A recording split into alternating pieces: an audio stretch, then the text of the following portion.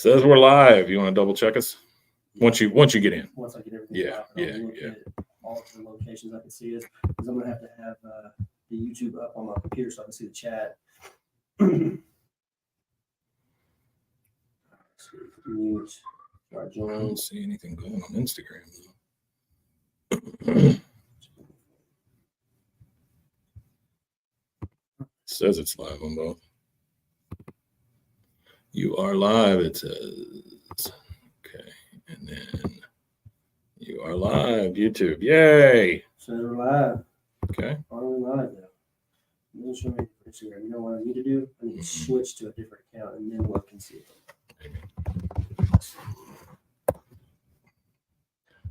Bear with us. Oh, they're gonna bear. Well, I still don't see anything. Bear. But, oh well, if not, Okay. it's not the future. I can do it on my phone if it's not. Let's double check this. Go to my account. Pardon my French. Oh, look at that. There's a live. Live. Oh wait.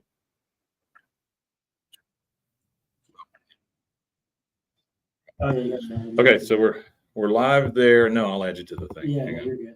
Okay. Just remember to mute. Yeah, I'm muted already. There you go. Cool. Boss win. All right, yeah.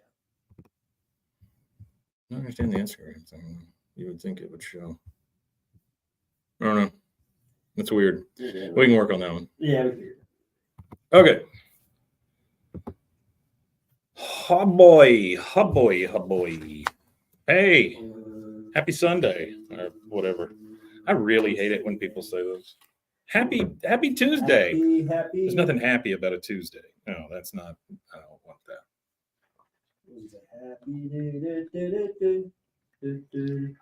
I don't know what that means. Happy Days. Oh, Happy Days. Is that The TV show. Was it called Happy Days? Monday, Tuesday, Happy Days. Yeah, Happy Days. Yeah. Oh, Fonzie jumping a shark. Yeah. He jumped at a shark. All right. We ready for this? Lots of notes. Lots of notes. Look at that. Oh, so many notes. Okay. It is a pretty good episode. I liked it. As the only thing I didn't like is the end, but I'll tell you about it when we get there. Yeah. All right, here we go. Hey, everybody. Welcome to Bwaaa, Wow. King of the Hill podcast. I'm Mike. And I'm Rusty. He is Rusty. And I wanted to start this episode off, Mike. I read a review the other day that it's the only one that's ever hurt my feelings. Oh, yeah? Yeah, it's literally Yeah? the only What one did it say? that What was the review? And it only hurt my feelings for a moment, but it said, I wish the show was just Mike with a rotating co-host. Something along those lines with a rotating Oh, it's so co-host. stupid. No. That hurt my feelings. This is our I show. don't like This is the show we do together. It's our show. I thought it was hilarious. It made me laugh. It was the first thing I read this morning. Oh, that's terrible. Well, This is thank you for leaving a comment either way. Yeah, It's yeah, I fine. appreciate Yeah, it. it's great. That was one of the reviews on, I think it was Apple So Podcast. stupid. That was one of our Apple reviews. Oh, for our Friday episode, by the way, I've got a new voicemail. Oh, Yeah. Yeah. So this is also the 114th episode of King of the Hill. 114. Yeah. Not for us, though. For us, it's like a million or something, whatever it is. 300. We are, and you want to tell them about being live, just in case they missed it this time and want to check it next time? Yeah. So we are live. We're live. Hopefully in multiple places eventually, but right now for sure we're live on YouTube. And Supposed to be live we'll on Instagram. always be live on YouTube if we're not live anywhere else when we record. And we also do give you guys a little behind the scenes of our other podcasts too that we record. So it gives you an opportunity to hear me and Mike discuss King of the Hill like we already do, and then it also gives you the second opportunity to listen to us do our Swimmer's Ear podcast. There's nothing live about this this. Yeah, but YouTube looks like the only one right this minute, but that's okay. We'll get there. We are using StreamYard. If you need water in your yard, use StreamYard. All right, we are at. That's what I call a steady pit. That is a steady piss. StreamYard. You know, I was listening to a podcast on the way over here, and if you guys ever want something besides this show, which I can't imagine, but if you do, try the Beef and Dairy Network. Okay. Very good stuff. It's supposed to be like a. What is going on with your camera? I'm not sure. Look at this. You look like Potato. you look pixelated. Anyway, I was listening to this beef and dairy thing, and they were talking about cattle cut. So it's supposed to be for the beef and dairy industry, right? But it's all made up. It's bullshit, and it's a comedy podcast. But this guy said he drove this woman to Wyoming 17 hours straight, just chugging Mountain Dew, and not the regular Mountain Dew, Code Red and the yellow stuff and all that. Yeah. He goes, I even had a bucket of Bwaaa Blast that you can't get anywhere except Taco Bell. Of course you can't now, but the bucket of Bwaaa. He goes, when I got there, I got out and I had the longest piss. He was just kept pissing. So it's funny how piss came up twice today. All right, so King of the Hill, season 6, episode 10, or in the year of our Lord 5 ABE 21. This is from March 3rd, 2002. The Substitute Spanish Prisoner. All right, let's start this sucker. There is no bell, no yell. There is no bell, and there is. It's not the start of a season. It's not the end of a season. Yep. Oh wow! And Artie in the nick of Artie time. Guys nuts. Look at that man. Guys nuts. Artie, you have minutes ago. Artie, you are the most faithful friend. I appreciate that, man. It's so good. Okay, so we start at Tom Landry Middle School. We're in class. Peggy is substituting and passing out papers. And she says, I have corrected your geometry homework from last night. For anyone who did not get the extra credit question, Peggy Hill was the substitute teacher in the year 1996. What a God almighty, she loves her rough stuff. Yeah, this is a Peggy-centric episode for those of you that are listening. Mason named our episode, our Friday episode, this last week because he does the editing on these things. Yeah. But he named it, and then I went down to the body to check because I usually put the art in. Went down to the body and goes, Mike just loves to hear the sound of his own voice. Yeah, I thought that. Yeah. It's fantastic. I thought that was appropriate for the comedy that the guy left. It's very good. So she's passing out these things. She's telling them the secret question. And then you get, I got number 4 wrong. Explain it, please. I like the fact that Dooley said please. I think he's really making progress. Yeah, definitely. That's not a guy that says please very often. That kid didn't say please. All right, so Peggy opens the geometry book and she explains it to him. She goes, okay, true or false? A circle of a diameter 3 inches has a larger area than the square of side 3. And the answer, of course, is false. And then Dooley's like, why? She goes, well, look at it. It's got areas and your diameters. And then it's Carl Peters, right? You can't show your work. Yeah, and then the whole class, you're hearing just these murmurs, and somebody says she stinks. I mean, it's pretty rough. That is rough. It's a pretty rough comeuppance for Peggy real quick. I mean, the areas and your diameters. It's got all of them. She says, of course I can. But if I have to waste all my time explaining number 4 to you, I will not have time to explain number 5. I don't understand that philosophy. And then the kids, you can just tell, they show all the kids, and none of them have any faith in her at this point. Then we transition over to the Hill Kitchen. It's Hank and Peggy. Hank is looking at an RV catalog, which I don't know that Hank has ever mentioned buying an RV before. I've never heard him ever mention it, though. It's kind of funny, though. The RV thing, the RV catalog. So that's a funny thing. I think you reach a certain age and you want an RV, because I would like to have an RV. Oh, you reach that age? We've talked about it, honestly. Just getting one of those, building the house, and touring the world. Hank says, until you're 6 months in and you're stranded out in the Utah desert. Wait, you're having to dump your chemical toilet in the desert for the third time that day. Yeah. Hank cooked meth in the desert. That's true. That's true. That's happened once or twice. That was a wonderful show. Hank says, if we're going to follow the Cowboys around when we retire, we'll be going to your Green Bays and your Minnesotas. So an RV with heated steering wheel just makes sense. Of course, that means we'll need the luxury cruiser, which is $5,000 more than the deluxe cruiser, and he does say deluxe. That's right. He opens up his checkbook, and it's funny because it's Dallas Cowboy checks, right? So Mhm. he's a true fan. Yeah, he's a Dallas Cowboys fan. It reminds me of me because I have Spurs license plates and Spurs tattoos. Well, I and think all it's this stuff. funny that this show starts after the Great Dynasty of Dallas Cowboys. Yeah. So pretty much the entire. What was the last one? team, 95? 6. 96? Yeah. Yeah, I think it was 96. And then 97, 98 was back-to-back Denver Broncos Super Bowls. I Mm. think when John No, 98, 99 were back-to-back. What's John Elway? Yeah. But I think it was 98. He finally won. Yeah. Whatever it was 2 that he won back-to-back. Mhm. Because those are 2 of the 3 that Shannon Sharp has. Those are good teams. Yeah, really good teams. I hated the Broncos. Everybody hated the So it Broncos. opens up is Dallas That's my Cowboys. brother's favorite team. Really? Yeah. Yeah. He picked one out of he threw a dart at a board. When he started watching football around the time that they were going to the Super Bowl. Oh yeah, that'll do it. He opens his Dallas Cowboy checkbook, and there's already a check there that's not signed or anything, but it's made out to RV World. Oh, wow. So like Hank He's is manifesting. he's ready to go. He is Oh, wow. manifesting. He's Yeah. manifesting. He goes, so how We'll much? have this RV. So how much extra per month do we need to put away? He's asking Peggy. And she goes, and just as what is that supposed to mean? She is pissed, by the way. She goes, you think I can't do basic math? That's why you've always handled the retirement account. Hank's just like, what is happening? He goes, Yeah, what's going on? that's crazy. I just enjoy going to the bank. I love that. I love that. I just enjoy going to the bank. I just love the bank. She says, well, from now on, I'm going to go. Get these papers over here. She goes, Why would she go? She doesn't. I don't know. She goes, comprende. And she grabs the checkbook from his hand.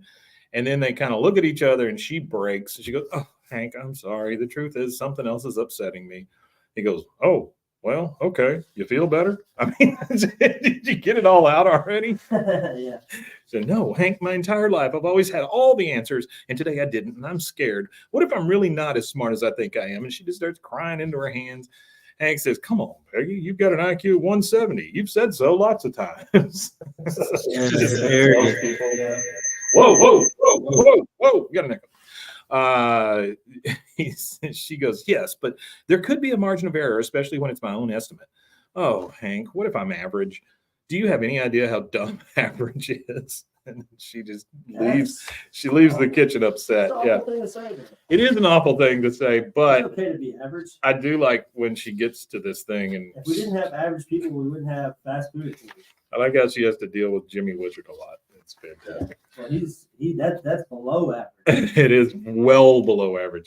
That's the funny thing, though, is that Peggy has never taken an IQ test. No, And she just puts herself at 170 automatically. Some arbitrary number anyway. I think IQ. she probably watched a show or something, and somebody said, genius is 170, and she goes, oh, well, then I'm 170. It just depends on, like, that IQ thing depends on how you measure intelligence. Mhm. Some people measure intelligence by how much bullshit you can remember. You know what I mean? Yeah, Like how much that's true. stuff you can regurgitate. Very true.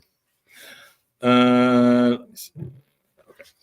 All right. So she leaves. She's very upset when she leaves the kitchen. Now we're in Peggy's office with Bobby typing in the computer.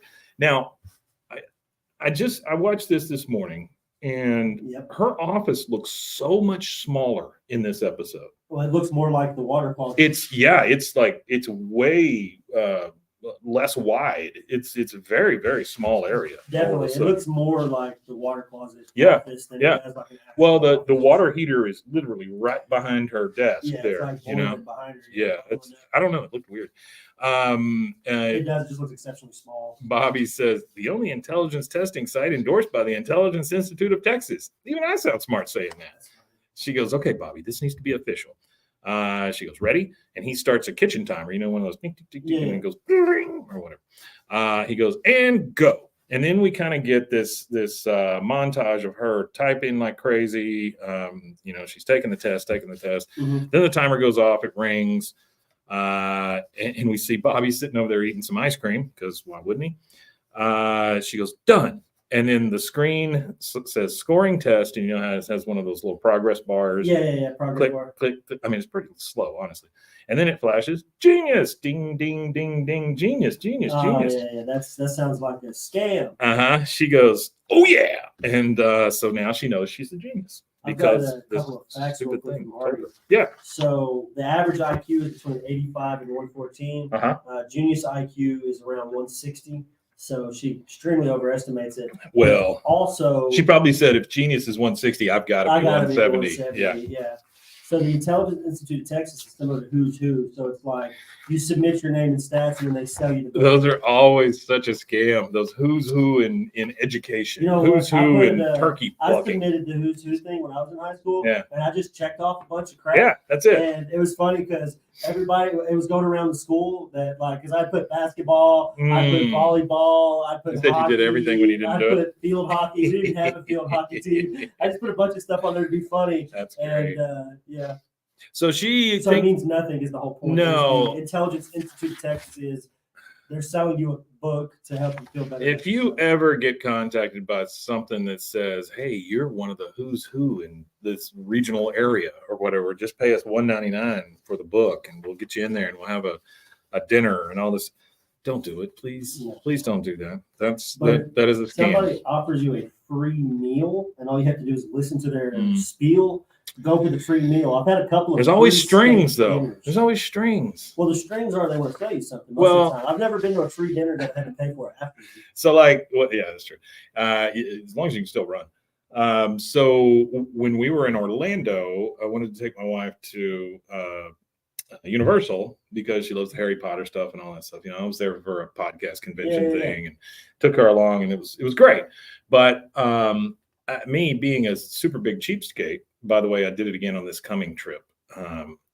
Instead of paying the extra $50, I saved $50 and now have to fly out of Dallas Love Field at 6:25 a.m.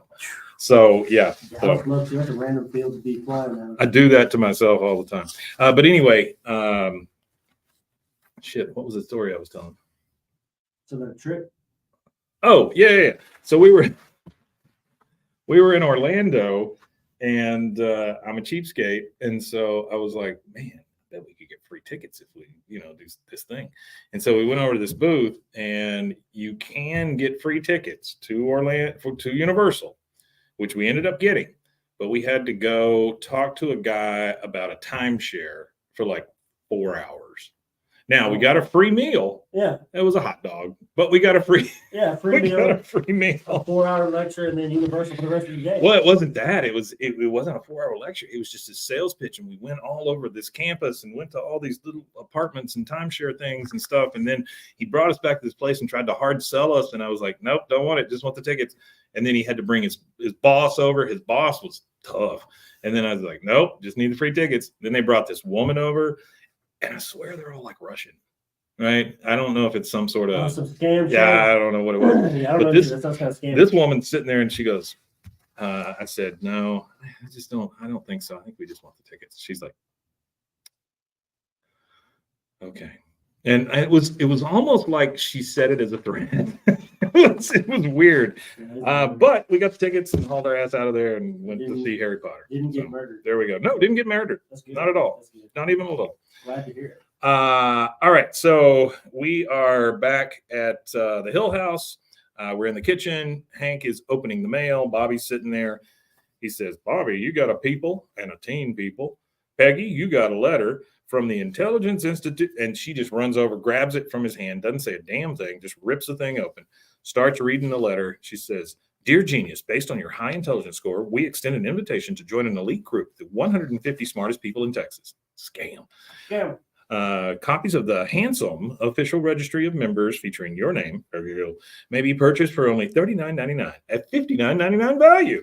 And Bobby's like, oh, can we buy one? She goes, the registry will be presented to me at a ceremonial dinner at Hotel Arlen. No guests, of course, unless they're also certified geniuses.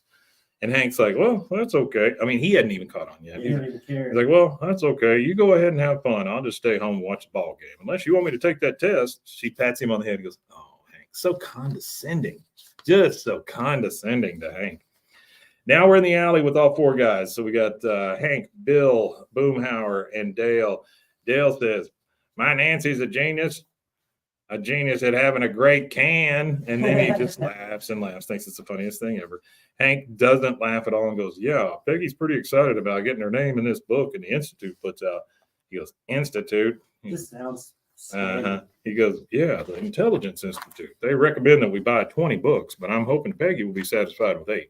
20 books. They want you to buy 20 at $40 a piece.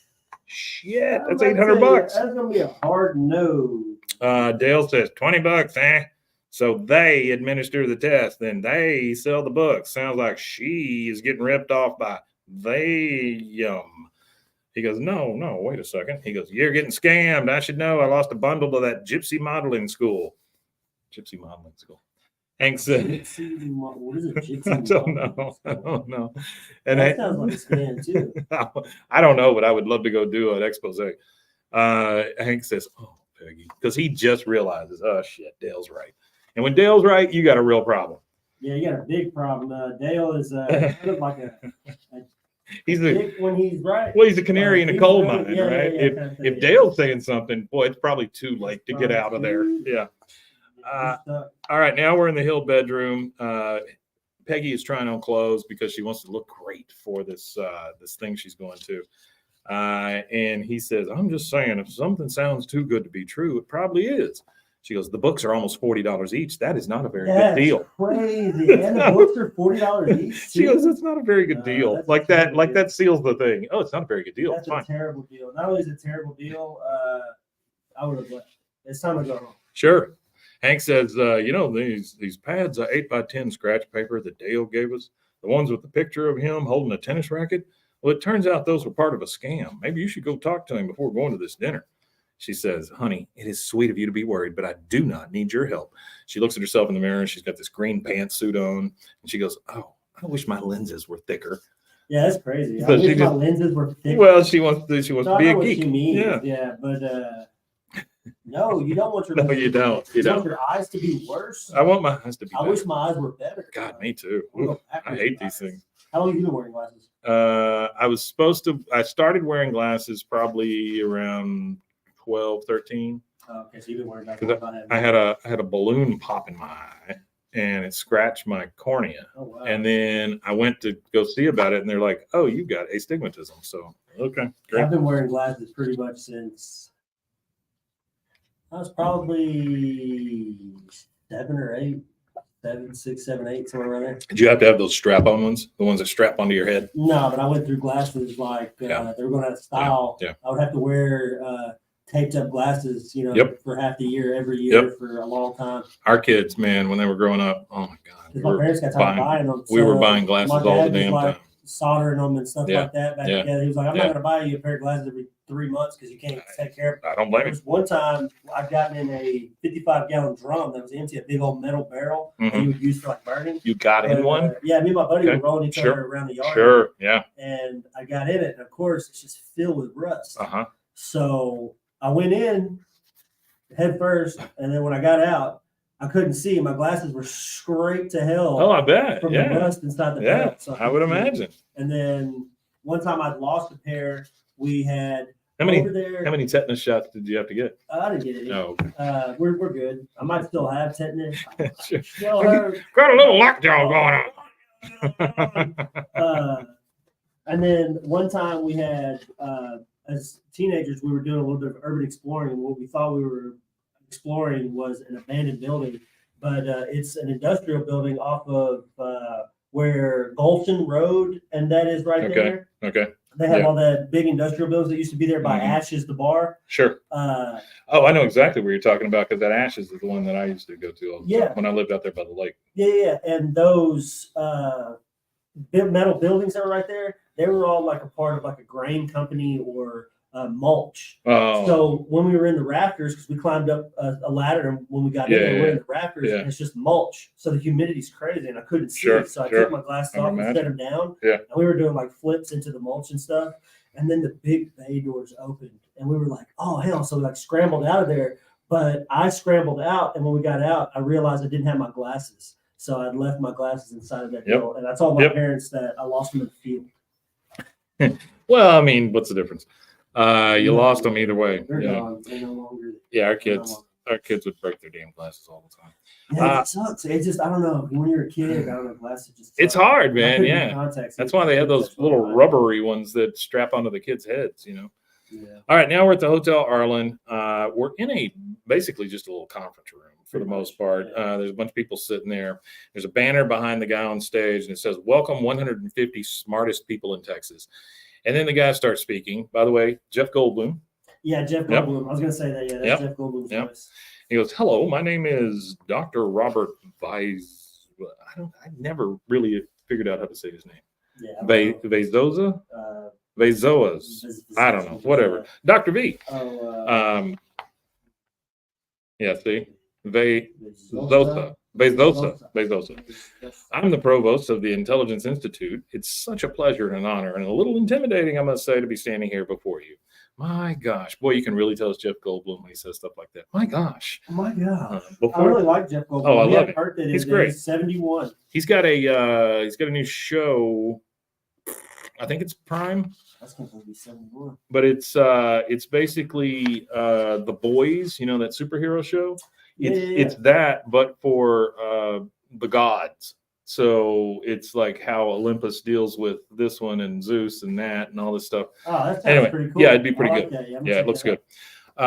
He goes, but before we begin the presentation of the books, and he pulls off a sheet off of the table, and there's a big pile of books there, and he goes, ta-da! And everybody's just like, oh, like they're the freaking Holy Grail.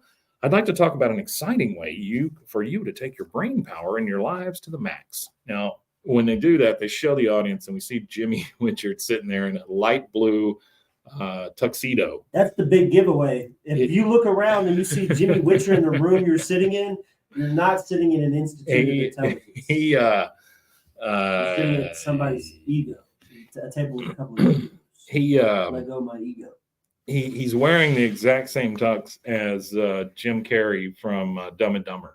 Yeah, basically without the top hat. Yeah, pretty much. You're right. Yeah, that's pretty much. So he goes, would you like to take your brain power and your lives to the max? He goes, to the max. You're all familiar with the benefits of PhD degree. Jimmy says, the clock at the bank once said 110 degrees. Like that. Jimmy freaking Winchard. I love him. This is actually the first appearance they've had since the one where Tank kicked his ass. No, season 5, episode 6, when Cotton comes marching home. Oh, remember how the attendants or whatever, and he was like, "Empty those cans! Empty the cans! Empty the cans!" So he says a PhD degree, and Jimmy thinks he's talking about degrees, and he says the bank once said it was 110 degrees. It's just insane. Doctor, a sign of intelligence. I'm not saying it's a sign of stupidity. It's a sign of stupidity. Yeah, it's very stupid. Dr. V says, but what if you could get the same prestigious degree at home through a series of super concentrated for geniuses only courses? Everybody applauds. He goes, now, I know what you're thinking. There's got to be a catch. Well, there is. And everybody's like, wait, what? He says, you've got to be a genius. And everybody just applauds and laughs and all that. And then he gets a standing friggin' ovation from these people. He does. Just because he's saying, I'm going to give you a PhD. I'm going to give you a PhD. Now, later. Which, speaking of PhDs, we were discussing earlier the Australian breakdancing.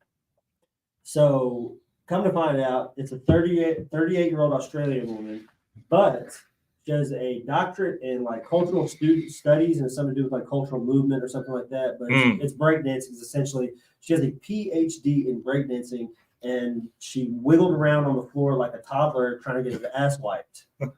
It was awful. But the weird thing about Australia is they breakdance backwards because, you know, the difference in the hemispheres. I don't know if she was breakdancing backwards or if she had taken breakdancing backwards in time. They spin on other people's heads. The origin of breakdancing. That might have been what breakdancing was before they started lifting themselves up off the ground. Now, what you saw was some electric boogaloo. Is what you saw. It was pretty bad. Yeah. I'd rather watch line dancing. She scored 0 points Ooh. in 3 rounds. Ooh. And the male Australian didn't do much better either. She just flopped around on the floor? Pretty much, it's bad. And then the I want to see that. male Australian guy wasn't much better. I saw the guy from Canada. Scored 2 points. I saw the guy from Canada and I saw the guy from France, but that's all I could stand. I could stand no more. A little bit of it. It was all right. I watched a little bit of it. All right. Later, after the presentation, they're all just kind of milling around in that room. Mm-hmm. Peggy is talking to a couple of folks, and she says, "I've always wanted a PhD, but $9.99 it just seems like a lot of money." Now, this is the first time I believe, and maybe the only time, we see the guy who announces all the everything. So, like in King of the Hill, every time there's anything announced, he's like, "I would quit my job, woo!" You know, and you hear him over the speaker or whatever. He goes, "If I had a PhD, I'd stop being a sports announcer and start calling chess games and such." chess game. Chess game. And then this older That's lady, funny. well, no, not the older lady, the housekeeper. She goes, I would quit my job as housekeeper at Econo Suites. Jimmy, of course, says, I'm Jimmy. I work at the car race where the cars race. If I was Dr. Jimmy, nobody would call me stupid. Peggy goes, Dr. Jimmy does have a ring to it. He goes, hey, I thought of it first. She goes, well, I know. He goes, give it back to me. Like, she's going to pull it out of her mouth and hand it to him or something. Yeah. Whoa, boy, is he dumb. He's pretty slow. Dr. V comes over and says, excuse me, geniuses. I hope you won't mind if I borrow Mrs. Hill. And they walk off to talk. She goes, Dr. V, I must admit, I am a little surprised to see Jimmy Witchard here. I'm quite familiar with the man and his work. I love that phrase. I'm quite familiar with the man and his work. He goes, Peggy, if you dropped a box of toothpicks in front of me, you would understand why we at the Institute expect great things from Jimmy Witchard. Do you understand? Yeah, it's from Rain Man, right? Yeah. Artist Facts, where I remember definitely. this scene. It's where Younger there's folks. a bunch of toothpicks on the ground, and the savant Raymond, played by. His name is Raymond. His name is Raymond the Rain Man. And he was played by. Dustin Hoffman. Was it Dustin Mm-hmm. Hoffman? Dustin Hoffman and Tom Cruise. Yeah, Tom Cruise. That's the two. The other guy Yeah. that was in it. Mm-hmm. They were brothers. Yeah. And It's a good movie. His brother took. I haven't watched it in years too. It's like 100 years, but Yeah, it's a good one. So pretty much trying to say that he's a savant. That's what he's trying to say. Yeah. But just because you're a savant doesn't mean you're a genius. No. Genius generally means the ability to creative thought or thinking out something creatively. And a lot of savants don't have creative. They can remember everything they have like this eidetic memory where they remember every single thing, but they can't generally do anything creative with it. Well, they can't really have a conversation either. That's one of the things. Yeah. And they can tell you the calendar dates and all kinds of stuff like that. He Yeah. says, but if I drop a box of toothpicks in front of him, that's why we're thinking great things from Jimmy Witchard. The camera pans over to Jimmy, and you see Jimmy sniffing the sandwiches, doesn't like that. And then he eats a cookie and chokes on it and spits it back out. Yeah. Dr. B says, however, there's nothing compared to what we expect from you. Peggy, and all I wrote down here was Peggy's blind hubris again, because that's what this is. He goes, Peggy, I think you could be my greatest student. She goes, oh, I feel the same way, but I don't have $9.99. He goes, well, let's think about that. Do you have an IRA or a savings account, a car? Do you have a car? She goes, well, my husband and I have been saving for our retirement. He goes, well, Peggy, with a PhD in hand, your earning power is going to skyrocket. It's kind of like those fake PhDs that they give to celebrities and stuff like that. Yeah. And then he goes, like, just to prove it to her that it's going to be good. Yeah, it's very much a scam. He says, I don't have to tell a genius what a doctor earns. Peggy, are you worth investing in? She goes, who should I make it out to? She gets out the checkbook. As she gets out the checkbook just to write the damn check because he appealed to her hubris. Mm-hmm. He says, oh, cash is fine. And she thumbs. This is an artifact here. She thumbs through the checkbook, and there's one blank check to RV World. Underneath that, there's another blank check that says Dallas Cowboys ticket office. Yeah. That was actually Artie's thing. He said that oh, yeah. He wants to write the check out. But he also said, this is just a tidbit for anybody. Most people don't use checks anymore. So, but if you were ever told to make a check out to cash while you're at a business location, don't do it. Don't do it because that's a scam. Because the business name is what would go on the check. In this case, it would say Intelligence Institute of Texas on the check, not cash. What always amazes me is the check washing. You ever seen people do check washing? You talking about like wash the ink off a check? Yeah. No, I've never seen it. Yeah. I've heard of that. That's amazing. That's amazing that it Like ever worked. Like it's they amazing. wash it off and then rewrite the check. And it's crazy that existed for sure. Well, as Peggy makes out that check, we're going to take our first commercial break, and we will be right back. What he said. This is where a commercial plays. Whoever's watching. Ba-da-ba-ba-da-ba-wah-wah. All right, and we are back from that beautiful, wonderful, lengthy commercial. We are in Peggy's office again. She is listening to the cassette she bought with $1,000. And it is saying, welcome to America's most prestigious box degree program. Box degree. That should be a red flag as well. Let's begin our learning adventure. Please Pops open degree. Yeah, please- just caught that. Please open workbook number 1, shapes. Circle the word on the right that blah, blah, blah, blah. And so he keeps talking. Time passes. You see her get through all 40 cassettes. And he says, this concludes workbook number 40 and your PhD coursework. Congratulations on your achievement, doctor. And then Peggy just puts her hands behind her and she's like, oh, what a night. So one friggin' night. One night and you got a One PhD. night, which Yeah. generally a PhD is like 6 to 8 years. Yeah, my wife's going through a PhD program right now, and I can tell you it ain't this. Yeah. She pushes play on the cassette tape, and it's dun, dun, dun, dun, dun. Because she started from scratch. She's getting a doctoral degree with having no degree. Because it never says anywhere Peggy? that she went to college. Yeah. That she has a Yeah, degree. no, It never mentions that she has a degree. Peggy went to horseshoeing college. She's a carrier. It's playing the graduation music. She writes her own damn name on her diploma and hangs it on the wall. That is about as scammy as it gets, folks. No, that's scam. Scam. Yeah. All right, next morning, we're in the kitchen, and Isn't she's. that an old scam though? The Spanish prisoner.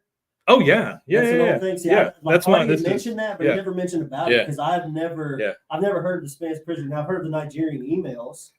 I have a Nigerian prince. There's several of all of those. your money. There's several of those out there that are like classic scams, and Spanish prisoner is one of them. But I don't remember what the thing is on a Spanish prisoner. Let me look real quick because I have read this before. I just couldn't remember. Or you get an Indian guy named Cody that your electricity is about to get cut off, and he wants you to send him 5 Apple gift cards. Yeah. Whenever they start telling you to put stuff on a gift card, boy. We're the IRS. You owe us $20,000. We'll take $500. We just need it in Target gift cards. Okay, so this says the scam in its original form. The confidence trickster tells his victim, the mark, that he is or is in correspondence with a wealthy person of high estate who has been imprisoned in Spain under a false identity. So a lot of different variations of this thing, but that is the classic Spanish prisoner. Okay. All right, so next morning we're in the kitchen, the Hill kitchen, and she is pouring some milk for Bobby.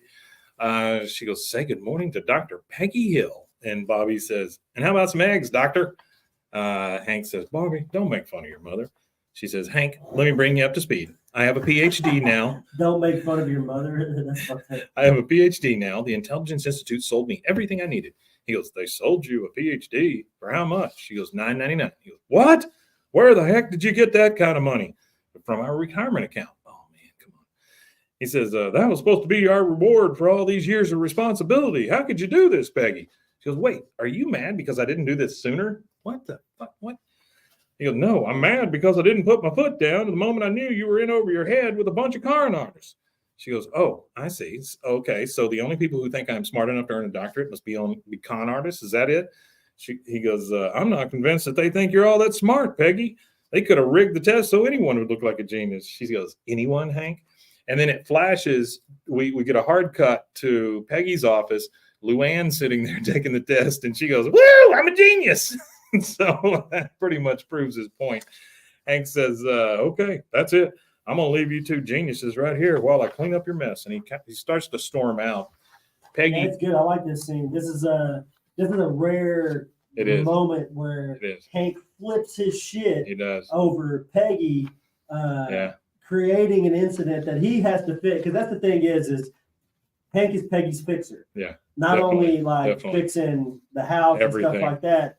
He's the main breadwinner. He's the guy who always has to deal with her. Like with the I don't think we've hit it yet, have we? Have we hit the Pimp episode with Snoop Dogg? Yeah, we did Pimp. Yeah, we did do that one. Yeah. It's just like with that episode, Hank has to wear a hat with a feather in it because his wife decided to bring somebody home from the library. True. He had to go and keep the pimp pan strong, pimp propane everywhere. Like she pulls Hank out of his element and he has to go fix these situations and be in some uncomfortable places. So Hank. Yeah, no kidding. She kind of you chose one. She kind of runs after him with her giant feet and says, Hank, I do not need you to clean up my messes, and this is not a mess, and I'll clean it up. Wait, what?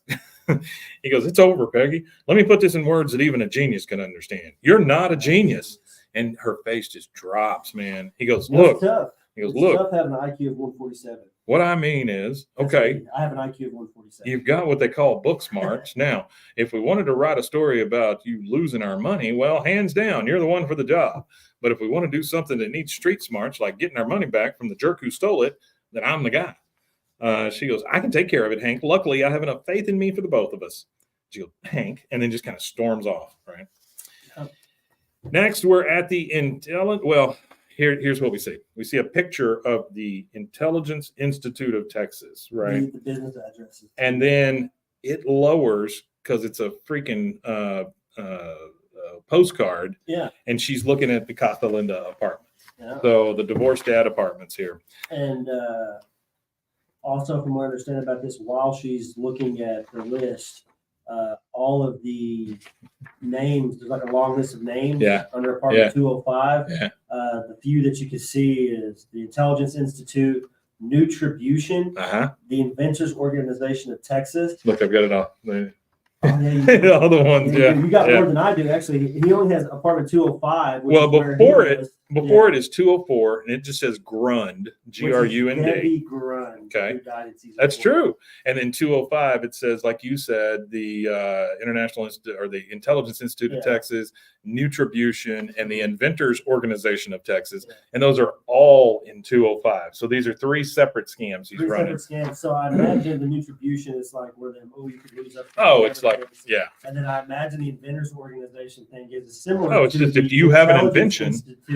And he steals your invention. Yes, because like, have you ever seen those commercials on TV where it's like a caveman beating on a wheel? It's animated, and it says, "Do you have an invention that you can make tons of money off of? Call us." Well, it's the same damn thing. It's just a scam. They're just going to take your damn invention. Oh, I remember those commercials. Yeah. And then on 206, it says Don Vito.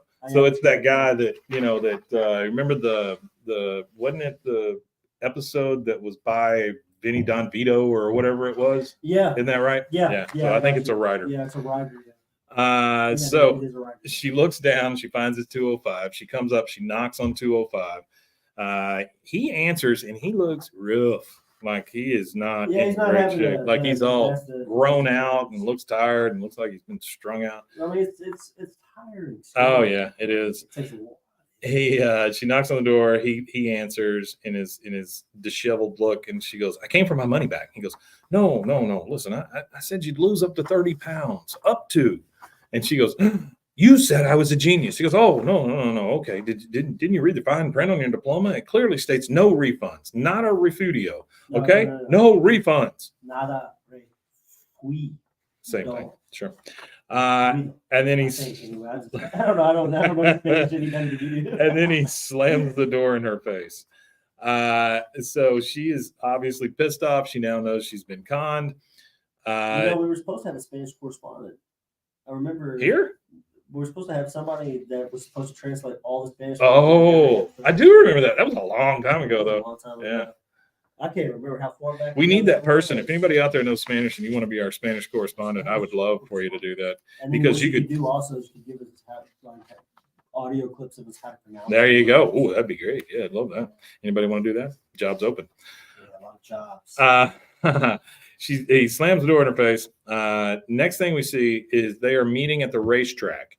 All of these students, quote unquote students, and it's in Jimmy's office, which is a wonderful place to meet.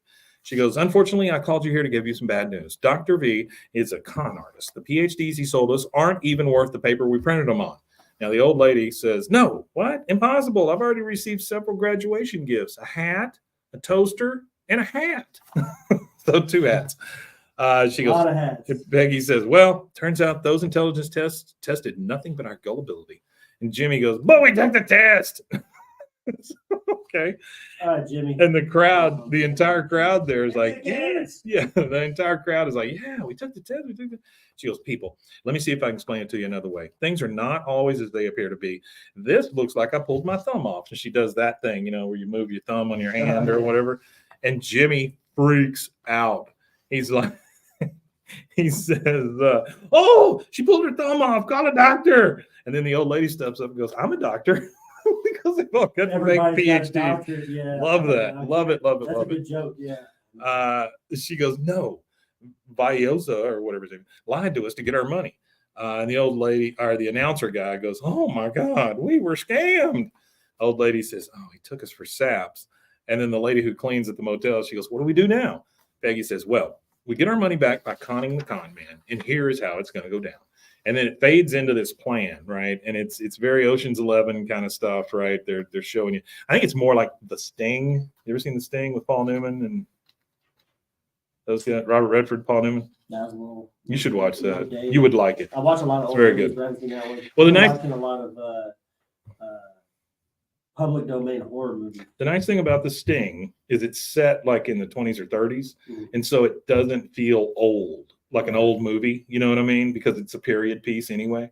So it's very good. Yeah, I'm not you trying should to watch it. It's very steal good. Joe Bob Briggs' job or nothing, Mhm. but I had that podcast I did called Hillbilly Horror, I like it. where I just review horror stuff with an exaggerated accent. I love it. Yeah. Yeah. Like, damn, that shit was scary as hell. Damn, I was like, oh, damn. You know, something like that. No, I do like it. I like it a think lot. it's funny. Yeah, if anybody wants that, he would probably take rotating co-hosts.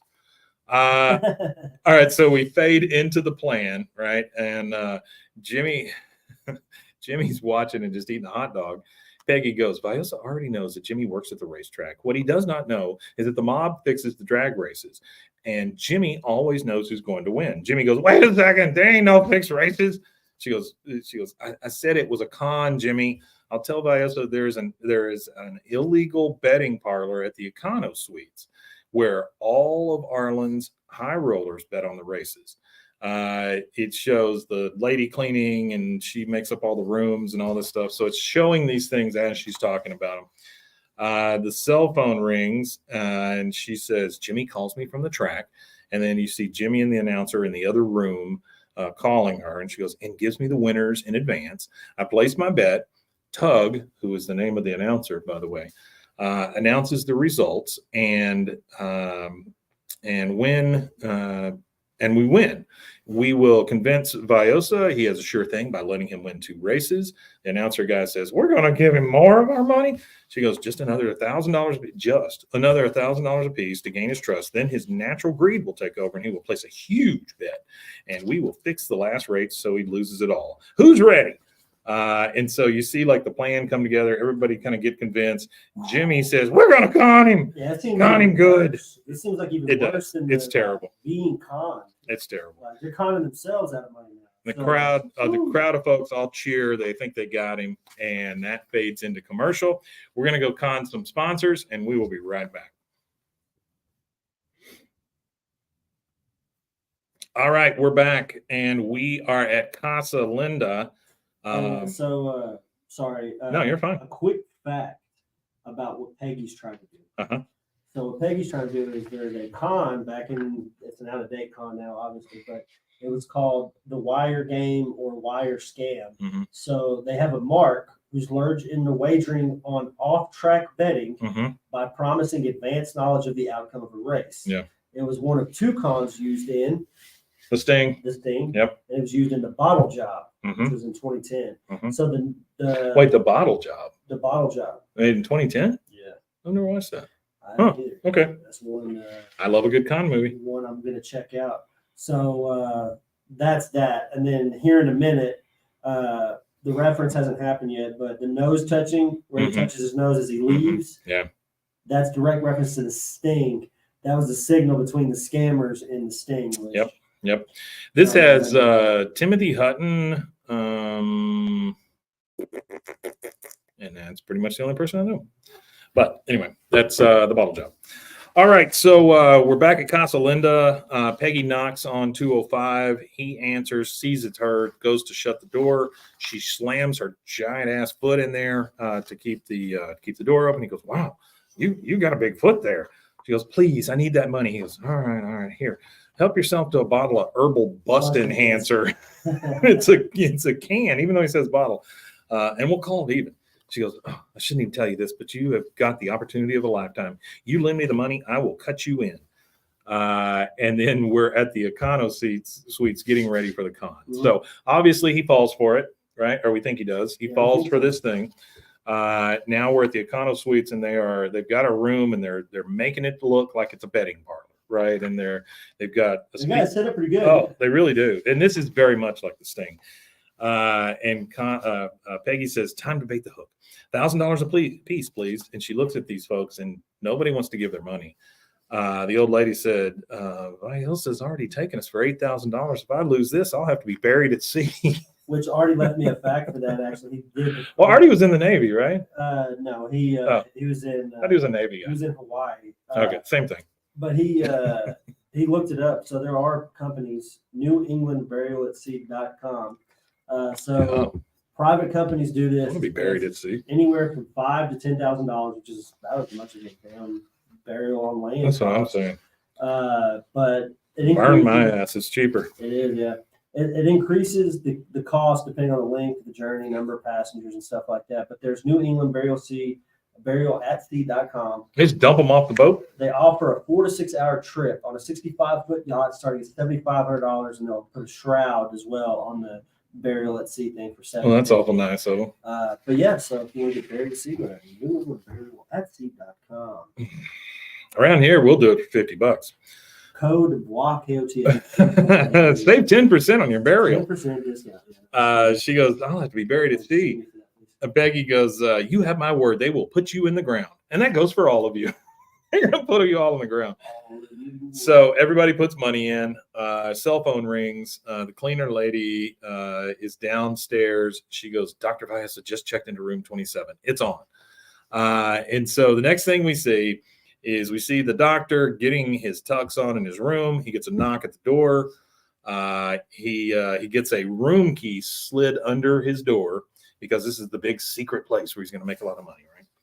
And then we go to the room, and it's already going on in there when the doctor gets there. Like, people are milling around, they're drinking, they're eating, they're placing bets. You know, it makes it look real bad. The only thing I couldn't understand about this is, and I guess they put the part in where he didn't recognize Peggy.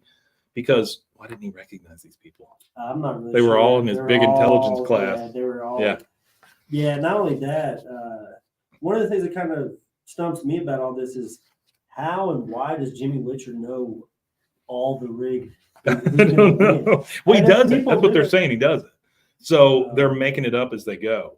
And Oh, with okay. Jimmy and the announcer in the other room, I didn't catch that. they're making the calls. Yeah. I'm out 8,000. You lost $8,000. $8,000. So it's already going on in there, and the doctor gets in there, and let's see, Tug, you can hear him over the speaker saying, "And in the third race, it's Romeo Tigre Black Sky," and then the crowd is like, "Oh darn, I lost my money." Cell phone rings. Peggy answers it next to the doctor. She goes, "Jimmy." And then you hear him say, you see Jimmy say, "I'm at the racetrack. I know who wins." She goes, "Scott Yancey." She's all right, got it, Scott Yancey. So they go, she tells the doctor that it's going to be Scott Yancey that's going to win, right? And so they go over to and I didn't know what to call this lady. I guess she is a cashier, I guess probably. So, yeah. I put down lady dealer bet taker. But then later I said, "Oh, cashier." So I think that's better. The one that speaks? Yeah, the one that takes the bets. I think it's Alice. Oh, is it? I don't know what her name is. And I think if it is Alice, it's Brittany Murphy, maybe? Oh, is it? Maybe. She goes, she's playing a part here, right? And she's playing it poorly. She goes, "Welcome to the gambling parlor. Your bet, sir?" And he says, "Yeah, 2,000 on Scott Yancey, 2-1. She goes, 2,000. It's almost like you have a hot tip." You hear the announcer over the speaker. Again, it's Tug. He goes, "And in the fourth race, Yeah, Scott." that's her. That's Alice. Oh, okay. Yeah, I had to look it up, make sure. "And in the fourth race, Scott Yancey is off to a fast, and Yancey wins." And so now they're over there collecting the money from this because they're going to let him win a few times, and then they're going to take him for a big bet. Right? Yeah, big bet. So he's over there collecting his money, and she goes, $4,000. Is it lucky in here, or is it just you? While he's counting his money, he goes, pretty good. But like my ex-wife used to say, anybody can do it once, which I don't know what that relationship was. Cell phone rings again. We see Jimmy say, "JV Air Marty Z." And she goes, "Oh, Javier Martinez, it is." So he said JV Air Martizi. Yeah. He goes, the doctor says, well, why not make this more interesting? I'm going to bet 6,000 at 2-1. So, they're figuring, oh, this is working, right? In the bedroom with Jimmy, it's the announcer, and he goes, and it's Javier Martinez, the wacko from Waco, all the way. I enjoyed that line, wacko from Waco. I mean, that's us. The wacko from Waco. Yeah, I like that. That's funny. Wacko from Waco in the morning. Wacko from Waco is actually David Koresh. Yeah. Peggy says, no. Not from Waco. That's true. Peggy goes, enough with this change. I want to clean these Okies out. Okies? They're all from Oklahoma? I didn't understand that part. Yeah, I didn't get that either. Now we're at the Hills house. It's night. Hank is on a green couch somewhere. I can't figure out if this is in the office, the living room. I don't know. It's a green couch. I don't know that I've ever seen this one up against paneling. And he's saying he's on the phone, and he goes, no. I don't want to remove Mrs. Hill from the account. I just want to change the PIN. I want to change the number of my birthday. He goes, yes, hold on. And then he sees Bobby walk by, and he comes in. And he goes, I'm sorry I had to hear that, Bobby. Your mother's a good woman. She's just not a good woman with money. Okay, here's the part I don't understand. It's dark outside. He's doing night banking. That wasn't a thing. You can't do banking at night. You're not calling and changing your PIN. I didn't notice that. You're also not changing your PIN number over the phone, but whatever. Well, back then you would. No, they still send it to you in the mail. Yeah. Oh, they would send you. They'd send you a sealed thing, and it would have your new PIN number in it. Oh, you didn't get to pick your PIN number back then? Not usually. No. And so Bobby says, yeah, I just hope she doesn't lose that second $1,000.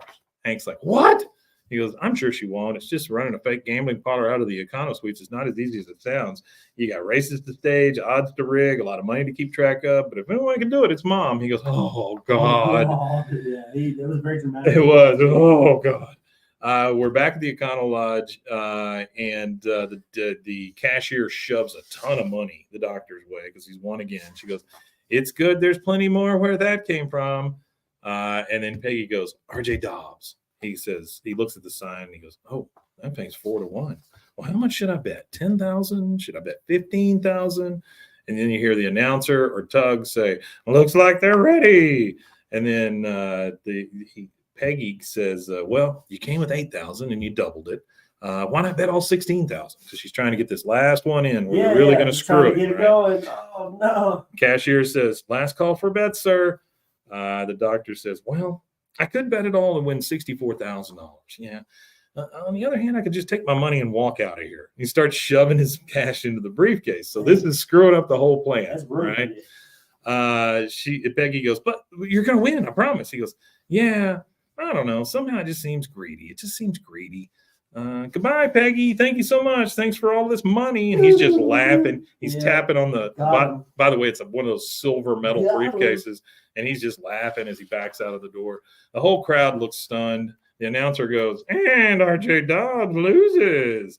Both of them come out of the room, and that's Jimmy and Tug. And they're just like, huh?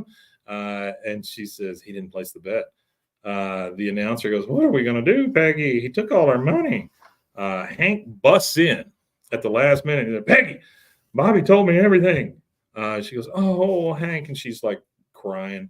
She goes, I don't know how he did it, but Bwaaa saw right through our scam. All the money is gone. I should have listened to you, but I didn't. While you were talking, I was humming a song inside my head, just waiting for you to stop. I've ruined the rest of our lives, and Bwaa's up in room 27 laughing at us. At the end of this, when you look back, you see how she planted all the seeds for Hank. Right? The line next for Hank is a pretty line. That's a pretty tough line. It's rough. Line. He's like, no, he's laughing at you. He doesn't know. No, he's laughing at you. He doesn't know I'm coming. Yes, and then he don't know I'm coming. He rushes out to get the room. Coming with me. You hear me? He rushes out to get room 27, and he just bang, bang, bang on the door. Open up, Bwaaa. This is Hank Hill. I want my wife's money back. I'm not messing around here. Now you open this door right now. Banging on the door. You hear me? I'm not fooling. I'm not fooling. Boy, there's no other way to get.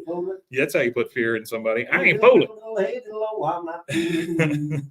He lets him in, and the doctor's like, oh, by the way, while he's yelling and banging on the door, the doctor goes and puts all this money into the hotel safe, right, in his room. Beep, beep, boop, boop. Pops in the code, puts it all in there, locks it up, throws some clothes over it so it looks like there's nothing there, right? He lets Hank in, and he goes, I don't know what you're talking about. Hank is just like turning the room over. He's looking for the money. He goes, oh, is this your first time in a hotel room? Well, Go ahead, take the Bible. He thinks he's so friggin' smart. Hank goes, oh, it's got to be here somewhere. And he's just opening the cabinets. He's looking everywhere. He finally opens the closet. You see the doctor's face. He's very afraid because he thinks he's going to see it. And Hank goes, oh, nothing. The doctor's very relieved. He goes, you don't want to do this the easy way? Fine. I'll just call the cops. And the doctor says, and tell them what? Your wife was running a fraudulent betting parlor? That's right, Mr. Hill. Ain't nothing you can do. Look, you married a fool. Now, unless you're interested in losing up to 30 pounds, and he pokes Hank in the belly, which, damn, Hank should have just slugged him at that point. I'm surprised he didn't. So Hank leaves. The doctor goes immediately over to the closet, and he looks where the safe was, and there's nothing there. Nothing where the safe was. Nothing. And he's like, oh, no. And he goes downstairs. He's ringing the bell, and he goes, my room safe is gone. The guy at the front, he's like, sir, this is the Econo Suites. We don't have room safes. He's like, what? And then we see it flashes over to Boomhauer. Yeah. He's in the room next door, and he's drilling from one closet to the other. He's putting the panel back on, and he takes the safe out of there. Well, there's really nothing illegal about what they did. There was nothing illegal about it. You know, destruction of property, fake gambling. No. The fake gambling did. Boomhauer didn't. He just moved the safe from one room to another. He knew what was going on. Oh, Boomhauer's cop. That's why they were safe. He takes it out. He's unscrewing the back of it and stuff. And Peggy's standing there, and she's like, "Thanks, Boomhauer. I knew I could count on you not to talk." He goes, "Yo, man," and that is literally his only line in this whole thing. Yo, man. The doctor runs back to the betting room. Everything is gone. He got super scammed. What's crazy about this. He did. This does really show a little bit of intelligence from Peggy Hill.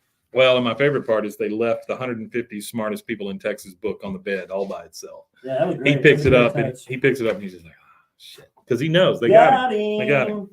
So now we transition over to Al's Diner. This serves Texas steaks. Never seen this place before. But all of the people are there, and there's a big moving truck outside. So you're assuming that they just packed everything up in this moving truck real quick, moved it over there, moved it back. And you hear, oh, yeah, give me them bad boys. And all of them are at the dinner. Hank is sitting there. I mean, this is Hank, Peggy, all of the people that were part of this con, Bobby, everybody's sitting there for some reason. And Hank says, well, I got to hand it to you. You made me look like a jackass, but you got everybody's money back. And Bobby says, Mom, I know a magician's not supposed to reveal his, and she just interrupts. Here's how I did it. Here's how I did it. She goes, I knew Viosa was too smart for a straight up con, but that overconfidence would prove to be his fatal flaw. Well, yours too, Peggy. I ran an obvious bad con to distract him from my secret brilliant con, but there was one thing I was missing: a billowing dupe whose incessant need to rescue his helpless wife would drive Viosa to stash all his money in his room safe. Luckily, I had you, Hank. Thanks to you, Bobby. And Bobby winks at her. And Hank says, okay, so I doubted you, like you thought I would. What if I didn't? What if I believed in you? Then where would we be, huh? She goes, well, I covered that base too. Viosa valet parked his car, so the Econo Suites doesn't have valet parking. She got him twice with the car and then with the safe. That's right. Hank laughs at it. He goes, you were going to steal his car? That would have been a felony. But the other stuff, that's genius. And she goes, yep. There's one thing Viosa never counted on. Dr. Peggy Hill. Oh, fuck, Peggy. And that's it. There's a bunch of credits. And then after the credits, you hear, oh, she pulled her thumb off. Call the doctor. Jimmy Witchard, everybody. Probably my favorite character in the entire show. I like him, and I like Dooley. Those are fantastic. That's a good one, though. It's almost like a bottle. It's almost like a bottle episode because it really doesn't have anything to do with any plot or anything like that. But it was good, though. I really did enjoy it. I didn't remember it, honestly, when I watched it, but I watched it this morning when I was doing all my notes and stuff. And I thought, well, the episode went quick. The episode went quick. The notes went fairly quick. I mean, I did all this in about an hour. And so, it's a straight mainline episode, but it's a good. I like the plot. It's a funny plot. It's very good. And it has Jeff Goldblum playing a villain, which I like. Jeff Goldblum playing a villain. He's really good at it. I do. Yeah, absolutely. Well, thank you guys for joining us. We really appreciate it. Yeah, thank you. You continue to show up, and we thank you so much. We hear from you guys. We get feedback. We get phone calls. By the way, if you want to call us, look this up as I'm speaking. But if you want to call us, you can call us at 254-271-4007. That's 254-271-4007. We've got at least one voicemail that I'm going to play on the Friday episode, but you guys feel free to contact us there. You can also head over to Patreon. We have a $3 a month tier. That's the only tier we have, but that $3 a month, you wouldn't believe how much it helps us do this, put on this show, and show up every week. Also, remember that these Monday episodes are on Spotify. They are also on YouTube, and we will continue to put those out. We're about to kind of overhaul the way our YouTube looks and put a lot more stuff on there. We've also started doing these things live on YouTube. Probably next week will be Instagram and a couple other places. Yeah, we're But to stream to every platform eventually. It's you're in the studio with us, so feel free to come hang out. We would love to have your company. Yeah, we appreciate it. What else you got? BWAAAKOTH@gmail.com. Leave us an email. Wait, is that it? That's it. We covered everything else. Okay. I took a drink thinking you were going to. Well, I took a drink thinking you were going to talk for a while, but you didn't. Check us out as we stream. You can check us out as we stream while we're streaming. Me and Mike just streaming away. We're on YouTube. Other platforms coming soon. Shout out to our viewer today. Only one person coming today, but Cameron. Oh, we've had people coming. We've had people coming in and out the whole time. Yeah. At one point, we had as many as 6. So that was good. No, we love having you guys in our house here, and we consider you family. So come on in, watch us record stuff. Come hang out. Yeah. All right. Well, I think that's it for this week. That's it for a Monday episode. We'll see you again on Friday, and all we got to say is We Matanya indeed. All right. That wasn't bad. That was an hour. Yeah. Right at an hour. Hey, we kept it. Close, like, it takes you like do like 3 closes. Yeah. Yeah. Well, we do 3 closes. What? Did Did it not record? They did. It stopped halfway through. Well, guess what? We got this. Yeah. Yep. You can just use this. It's fine. Yours is weird. It's like super grainy or something. Yeah. You want to come out and go back in? Yeah. Let me, Are you on the? You're on the guest? Yeah. Mason, you got that little black book? Yeah, with the passwords and stuff in it. It's probably on mine. It's either there or in sports, one or the other. It's probably because I'm using my iPhone. Yeah, I'll get you the book, and you can log into the main one here. And then, yeah, because you're very pixelated. Yeah, it is a little pixelated. I noticed that as I stream. Look at this. You look rough, dude. Oh, See, there's the difference. Look, 2 Yeah, rusties. yeah, that's way different. 2 rusties, no waiting. Doesn't it record on both ends though? It does. So yeah, it should get yours. We just need to remember to leave your computer up and going while it uploads, because it'll upload after we're done. Da da da dee doo doo. Oh, you're the best. Thank you, sir. Appreciate it, Mason. It's been happening with cameras lately. I think it's one of. I don't know if It's probably that card. I've been having some issues with cards. I think that's probably what it is. But that's okay. We're good. We need to be able to monitor that stuff as we're recording it, and we'd be all right. See, I don't freak out anymore over that kind of stuff. Here we go. In that room, if I see he's up in that room. If I see the color bars come back, Yeah. go away, then Yeah. start recording. Yeah, I need to figure out a way to set it up so that all the cameras display all the time, so that we can see when that stuff happens. The problem is if you keep the stuff on the screen that says you're recording, then it'll be on the record. It's a pain in the ass. Are you guys ready to Get it? Yeah. Now I'm gonna have to Back out, come back in. Back out and come back. Yeah. Hey, can I do? I guess I'm gonna have to do Bluetooth. I keep meaning to bring that little cable. I've got I got a thing I want to play.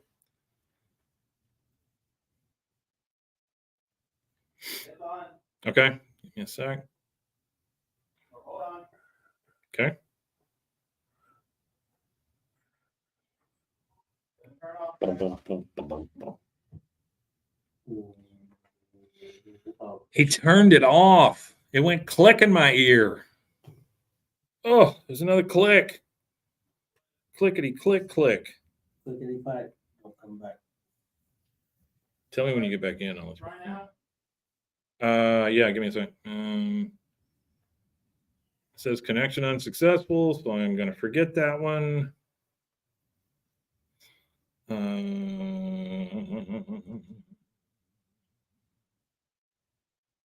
Can you undo the Bluetooth and do it again? Let me try to connect again. Oh, okay. Please. Maybe that's a lot better. Let's see. Jump in now. That should be better. Yeah, good. There it is. Hopefully. I got it. I think so. Give me a sec. Oh, it says pairing unsuccessful for some reason. Here, let me try it again. If either one of the sports is on, it might be trying to catch it up. I think I may just not be close enough. You're just. Yeah, this was it's on the load over here. All right, give me a sec. Oh my God, legs. Yeah, saying that there's something wrong with the internet. It's not plugging up to my. Let me try to reset my device here.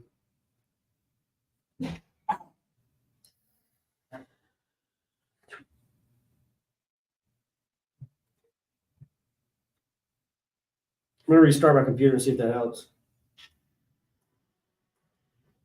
Okay.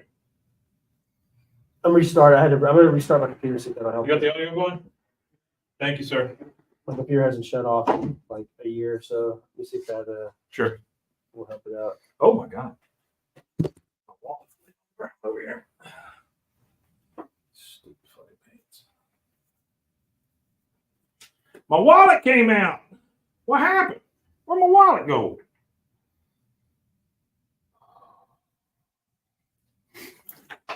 Oh, Manila. Hey, Cameron. Thanks for the heart. Thanks for the heart. Okay, so I'm going to remove you and I'll put you back in. Yeah. Whenever you go back in. That's fine. Ba-da-da-dee. All right, so anybody that's watching now, I know there's only a couple of you, but we're fixing to do the Friday episode. Pretty Friday. I have, Friday action. yeah, I've got one voicemail, and then I need to talk about that for a second, and then need to. Then we got 10 guest stars you didn't know appeared on King of the Hill. Just really easy stuff. Let's see if I can find this. Okay, cool. We're in here. All right, Okay, let me, yes, sir. pull all my stuff in. I guess all I need now is just that. It keeps it. It's a DNS problem. There it goes. It works. Oh, it is? It's a DNS I problem? think that's what it was. I think that's why I had to restart my computer. It was having a DNS issue, Ah. and it's still showing. No, it's still showing as a problem. Come on. This one's hooked up.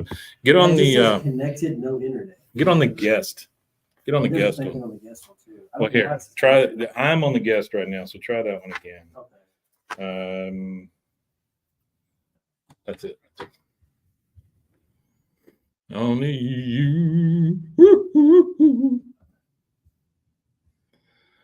Yeah, see, that one does the same thing for some reason. It just says connected, no internet. Really?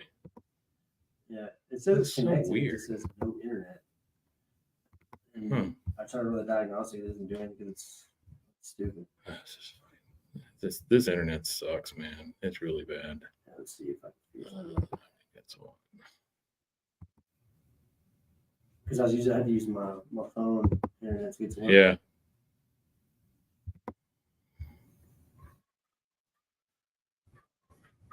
Let's try that.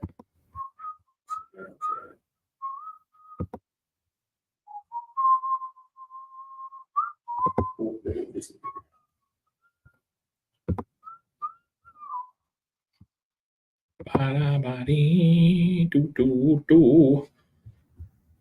Yeah, I don't know. Still not connected, huh? It just says connected, but no internet. It's connected. It just says connected, no internet. The internet won't connect. That is so weird. I'm gonna forget it. Can you join the meeting from your phone? Yeah, I might just do that. Why don't you do that? Just join the meeting from your phone. That way it'll look better. And I'll get you that. I'll get you this. Where's the stand? Oh, you got it right there. Okay, never mind. Hold on. How's your arm doing, by the way? Better? Honestly, it's aggressive. Oh, really? Yeah, I don't know what's wrong with it. It hurts like shit. She gave me a bunch of exercises to do for the PT, and then I got like 10 to 15 days before they approved the insurance to do PT through the workman's comp stuff. So I'm actually, I did all those exercises for the last week. That's when we do last 2 weeks. Mhm. It just caused me more pain. Yikes. I'm sorry. Yeah, I don't know what's wrong with it. They're gonna have to figure it out because I can't go back to work with it. Yeah. It's right Yeah. now, apparently. Your browser I'm has fully blocked your healed. screen. It sucks. The bone's fully healed, but there's something happening. The bone is fully I healed, think if you it's, know what I mean. I think it's honestly, I think it's Like a crack?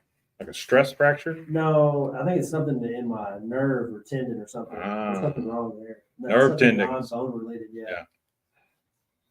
Nerves will get you. Ba-da-da-dee-dee-dee-dee, you know. Ba-ba-ba-ba-ba-ba-ba. Ba-da-bee. Ba-ba. Ba-ba-ba-ba-ba-ba. Dee-dee-dee-dee-dee-dee-dee. Since the browser has blocked your camera, well, don't block it. Give me an option to not block it. Where's the option? Are you using Chrome? Yes, not do something else. Maybe. Well, if you got Zoom and stuff on there, Zoom often takes over. No, there's no. It just says the browser. Go download the little StreamYard app. Oh, real there's quick. a stream right now. Yeah, there's an app, and it does a really good job. I didn't know there was an app. Yeah, I got you. That's Much easier. Yeah.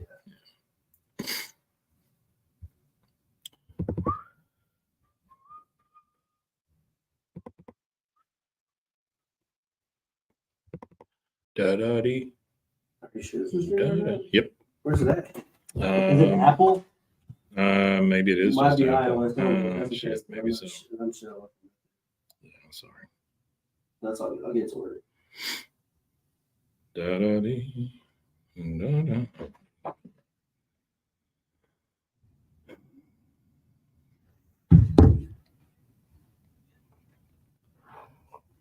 Hooey. So sorry. Hmm. Okay, just gotta go into settings, microphone, and allow. Yeah. Sneezing fit. Enjoy. It should now work. Okay. As soon as I see you up there, I'll take care of it.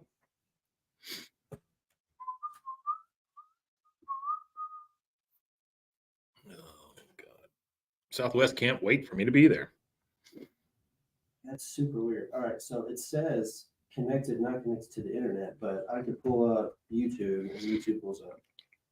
Oh, yeah. Yeah, it's so weird. I don't know why that's. I don't know why that's a thing. All right. All right.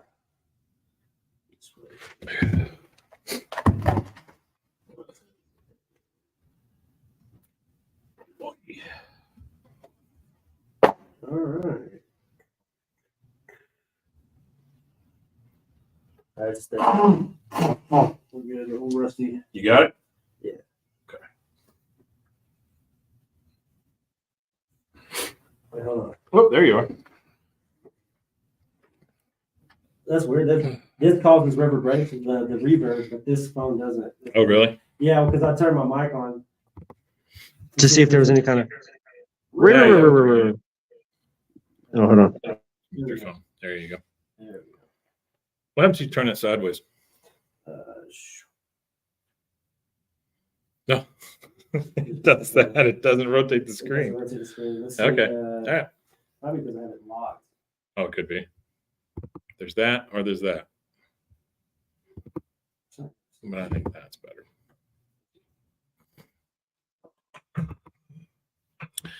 Do.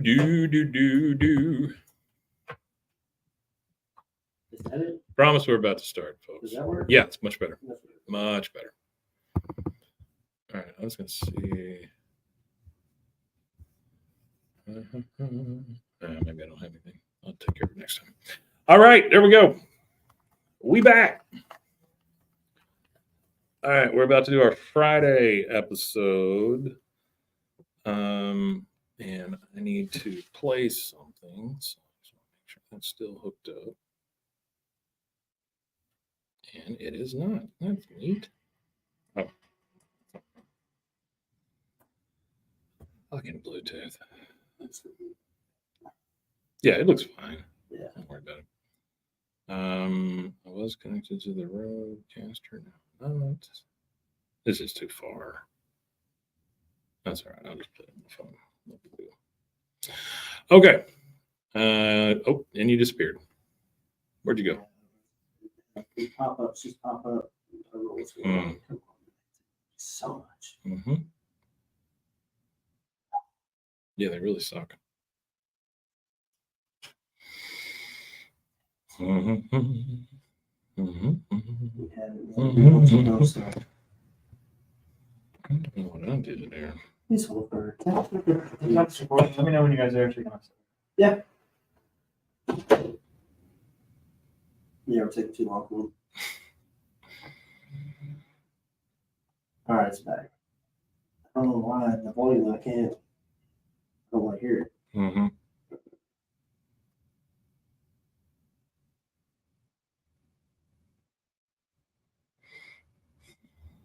Yeah, that's the problem is I can't mute you.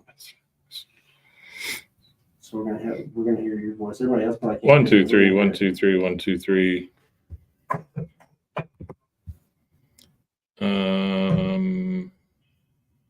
There's gotta be a way.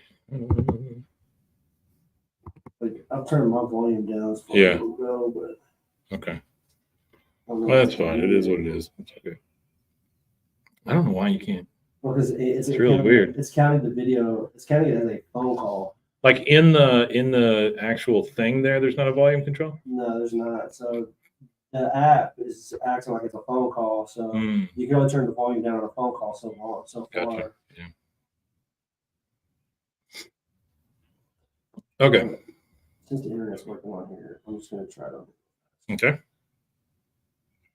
think honestly that'd be even better than, I mean, the way you had it's probably better than what that is. That way we don't have to, I would rather it be Yeah. grainy and not hear Yeah, ourselves. yeah. Hey, go ahead and start us, Mason, please. Yeah, I don't want that. Only you. Yeah, it's Damn it. Oh, it's good. Nope, that's not it either. It's hushed.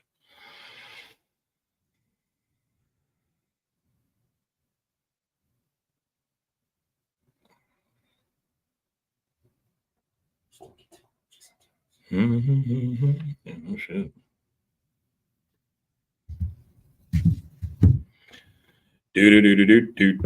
Do. Rusty is black and there's nothing there.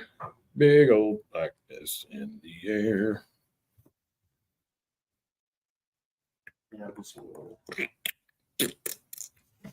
switch back to my hotspot. I don't know what's wrong with it. Yeah, I don't know I either. don't know why it's not like compatible with my computer right now. There we go. Yeah, there we go. Got it. And we're back. All After a right. short momentary eruption. All right, let's get this sucker started. Hey, everybody. Welcome to Bwaaa, King of the Hill podcast. I'm Mike, and that is Rusty. I'm Rusty. He is Rusty. Rusty, it's Friday. It is Friday. It's a That Ain't Right Friday. On these, we do different little things sometimes.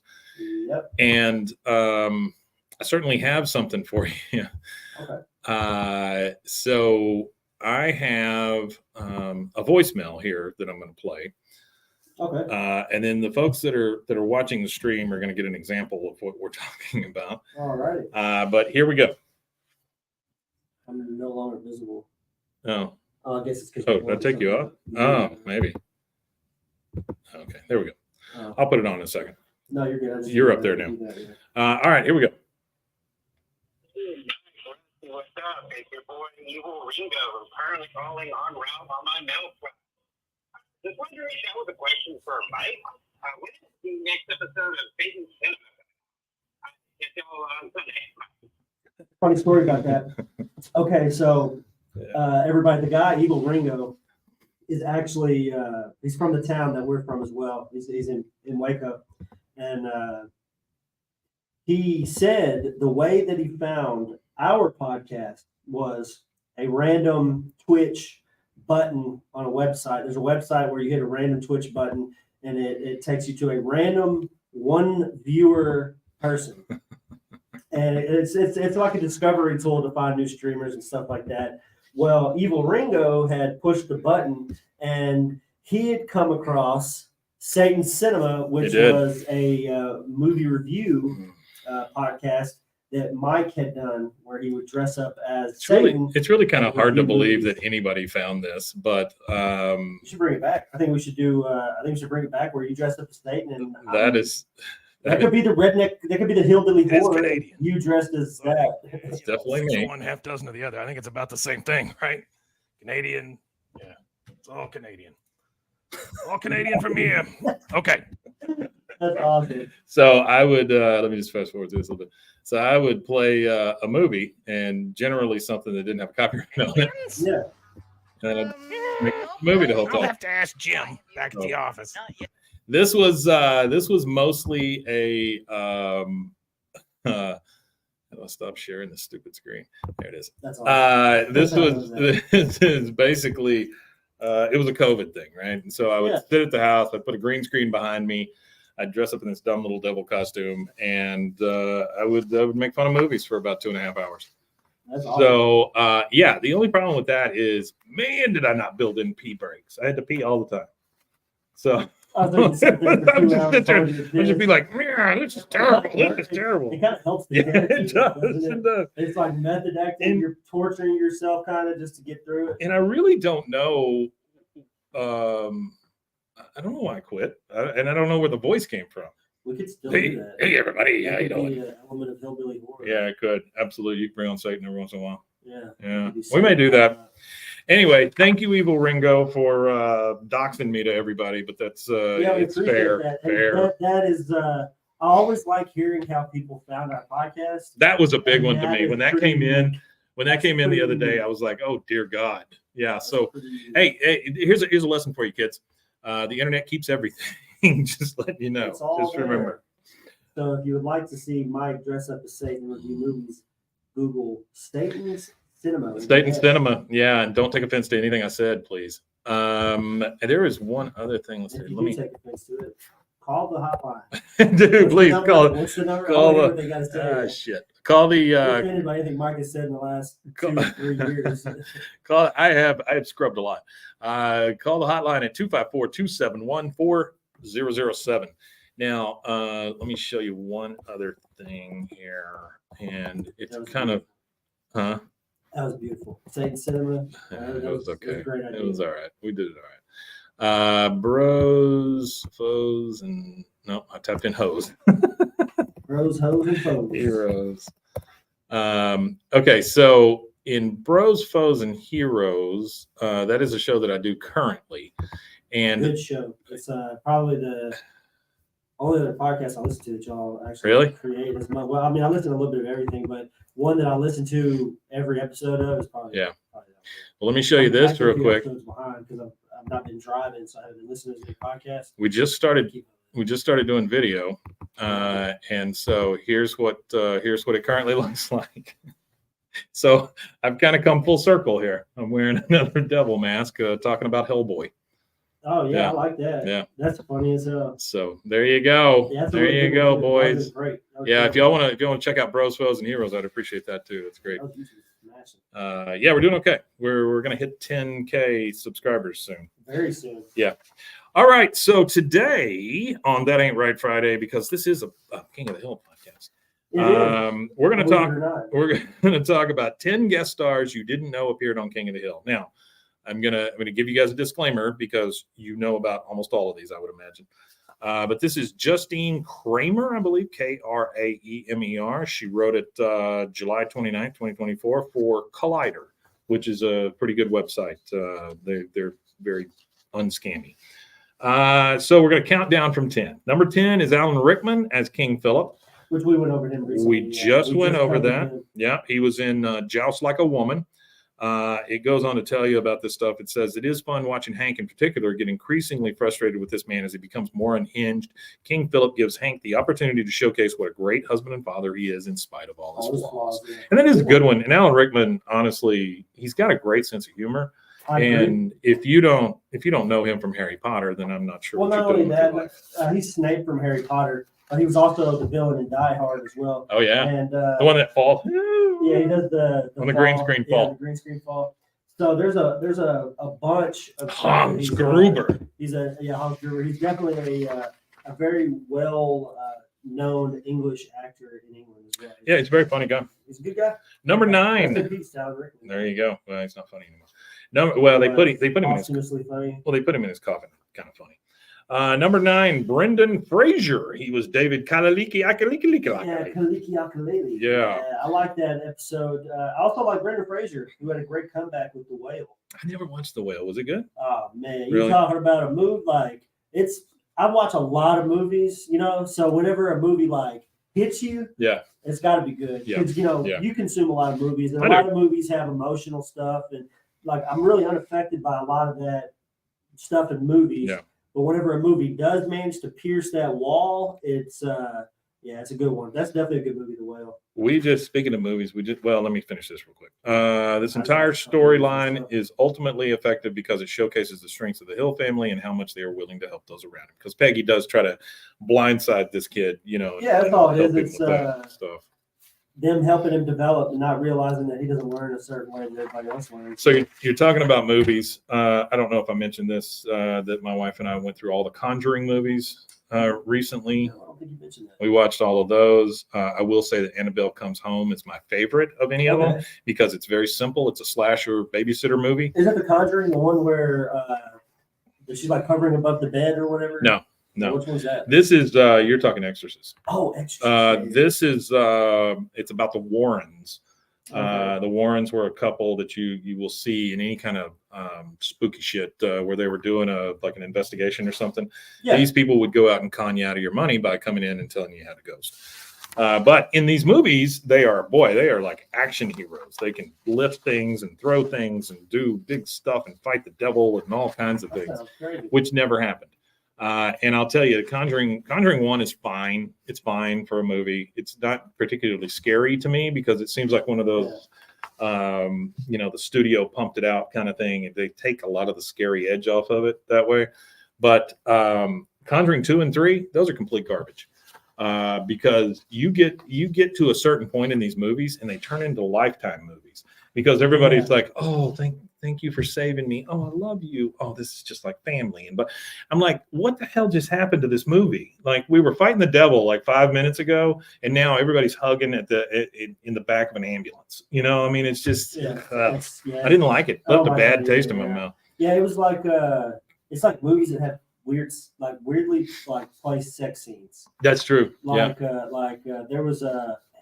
I want to know what movie it was I was watching, but What? I literally got pissed off at a sex scene because I'm like, you're in an apocalyptic scenario. Mhm. You're both starved. You haven't eaten Mhm. in days, and the only thing you can think of is fucking. Having sex. Like y'all have sweat pouring down your back. You stink. You haven't Gross. bathed in 5 or 6 days. Gross. You haven't eaten. You haven't drank nothing. Where's the energy coming from? And I'm No just like, thanks. No thanks. this is so weird that y'all put this in here right here. Also, for movies that I've watched, talking movies, I watched the Deadpool versus Wolverine movie. Yeah, we I went don't to see care it. what anybody says, all the crap, woke this, woke that. I thought it was great. Decent movie. Yeah, I thought it was really good. I like the fourth wall being broken. Dude, That's what I like. I like it's a when- freaking comic book movie. People need to let up a little bit on this stuff. It's Yeah. not the English Patient. Well, This is that Deadpool Wolverine. most art comes from liberals. Mm. Most people that are creating art are liberals. Yeah, I'm so not getting into that with you. I don't want to get into that. It's a either. whole different thing. Yeah. But most comic book people that are doing it are, most of them have liberal trackers. But other than that, the movie was great. The movie was awesome. I didn't really see a lot of woke stuff in it. Well, What are they say talking about? that, Lady Deadpool? No, they're talking about Wolverine and Deadpool's like kinship. They say it was like homoerotic or something. Oh, you're talking about Wolverine and Deadpool? Yeah. Who cares? That says like some homoerotic thing. on it. Whatever. I didn't feel that or see that. I didn't see that either. But People my are just looking favorite- for shit. Yeah, basically. My favorite scene of that movie though is it's the beginning scene where Oh, he uses yeah. Wolverine He uses his bones to kill people. Yeah. It's Fantastic. I won't use my weapon. He's like, Yeah. but I'll get you. Yeah. You know, out there nunchucked with his kneecaps and stuff. All right, number 8, Jason Bateman. He Oh, played yeah. Dr. Bradley Leslie. I did not remember this one, but it is an episode called the Peoria Act. Petri. The Petri. Patriot. Sorry, I'm so stupid. So it's like Patriot Act, but it's for a dog. So this must have been post. This must be an episode that we haven't even. No, we haven't gotten to it yet because he's season 9, ninth episode season, yeah. 6. It says Hank is charged with caring for a cat, which is outside his comfort zone as a dog lover. Hank meets Dr. Leslie while caring for his cat and finds that the veterinarian keeps trying to upsell Hank on the cat's care. That's that one where he gets the soldier's pet. He's in a soldier's pet program, and he gets the dude's cat, and the cat ends up just being an absolute piece of shit cat. Says at the end, Dr. Leslie also gives Hank to showcase how much. Oh, never mind. Dr. Leslie ultimately does the right thing and redeems himself after focusing on cheating patients out of their money. I am a big fan of Jason Bateman. I like the stuff that he does. I love his attitude. I like Ozark quite a bit. Saw Jason Bateman for the first time probably in 84, 85, something like that. He had a situation comedy as a kid called It's Your Move. And he was just kind of a jackass in it as a kid and very smart, but, too smart for his own good, kind of Ferris Bueller kind of thing. And I really enjoyed that show, but that was the first time I saw Jason Bateman. Yeah, I've watched him ever since. There's nothing better than those first 2 seasons of Arrested Development. That's the first place I ever saw him. So good. So very good. Horrible Bosses is pretty good. I like him in those. But Ozark was his swan song. I mean, that is the best. Okay, number 7, Snoop Dogg, Alabaster Jones. I think we all know this one. Season 5 episode, Oh Yeah. Alabaster Jones believes Hank is also a pimp who has stolen Tammy, who is Renee Zellweger, who I believe comes up here in a second, as a customer sales associate of Strickland Propane from him, blah, blah, blah. It says they help Tammy get the new start that she wants and all that. We all know about Snoop Dogg being on there. We've talked about it multiple Snoop Dogg times. was on there. He was, and it's funny because he's a white pimp named Alabaster. Alabaster Jones. Is a shade of white. So that's pretty funny. Then we have at number 6, Jennifer Aniston. She plays Pepperoni Sue.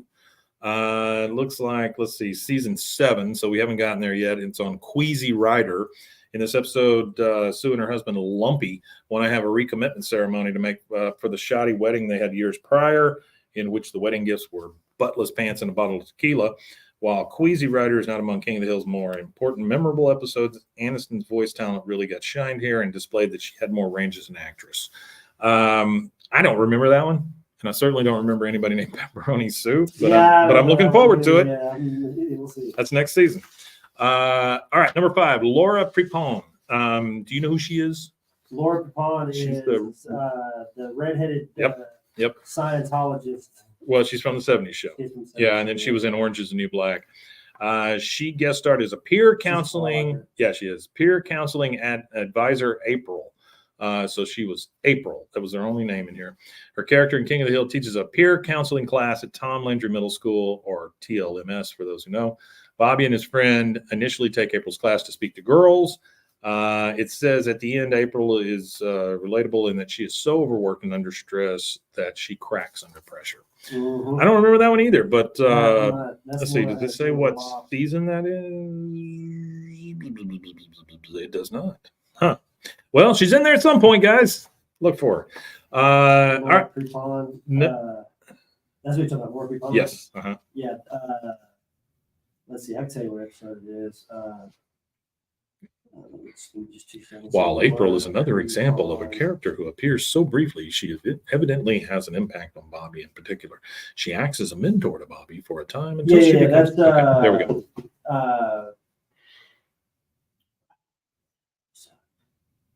Talking Shop is the name of the episode. Okay.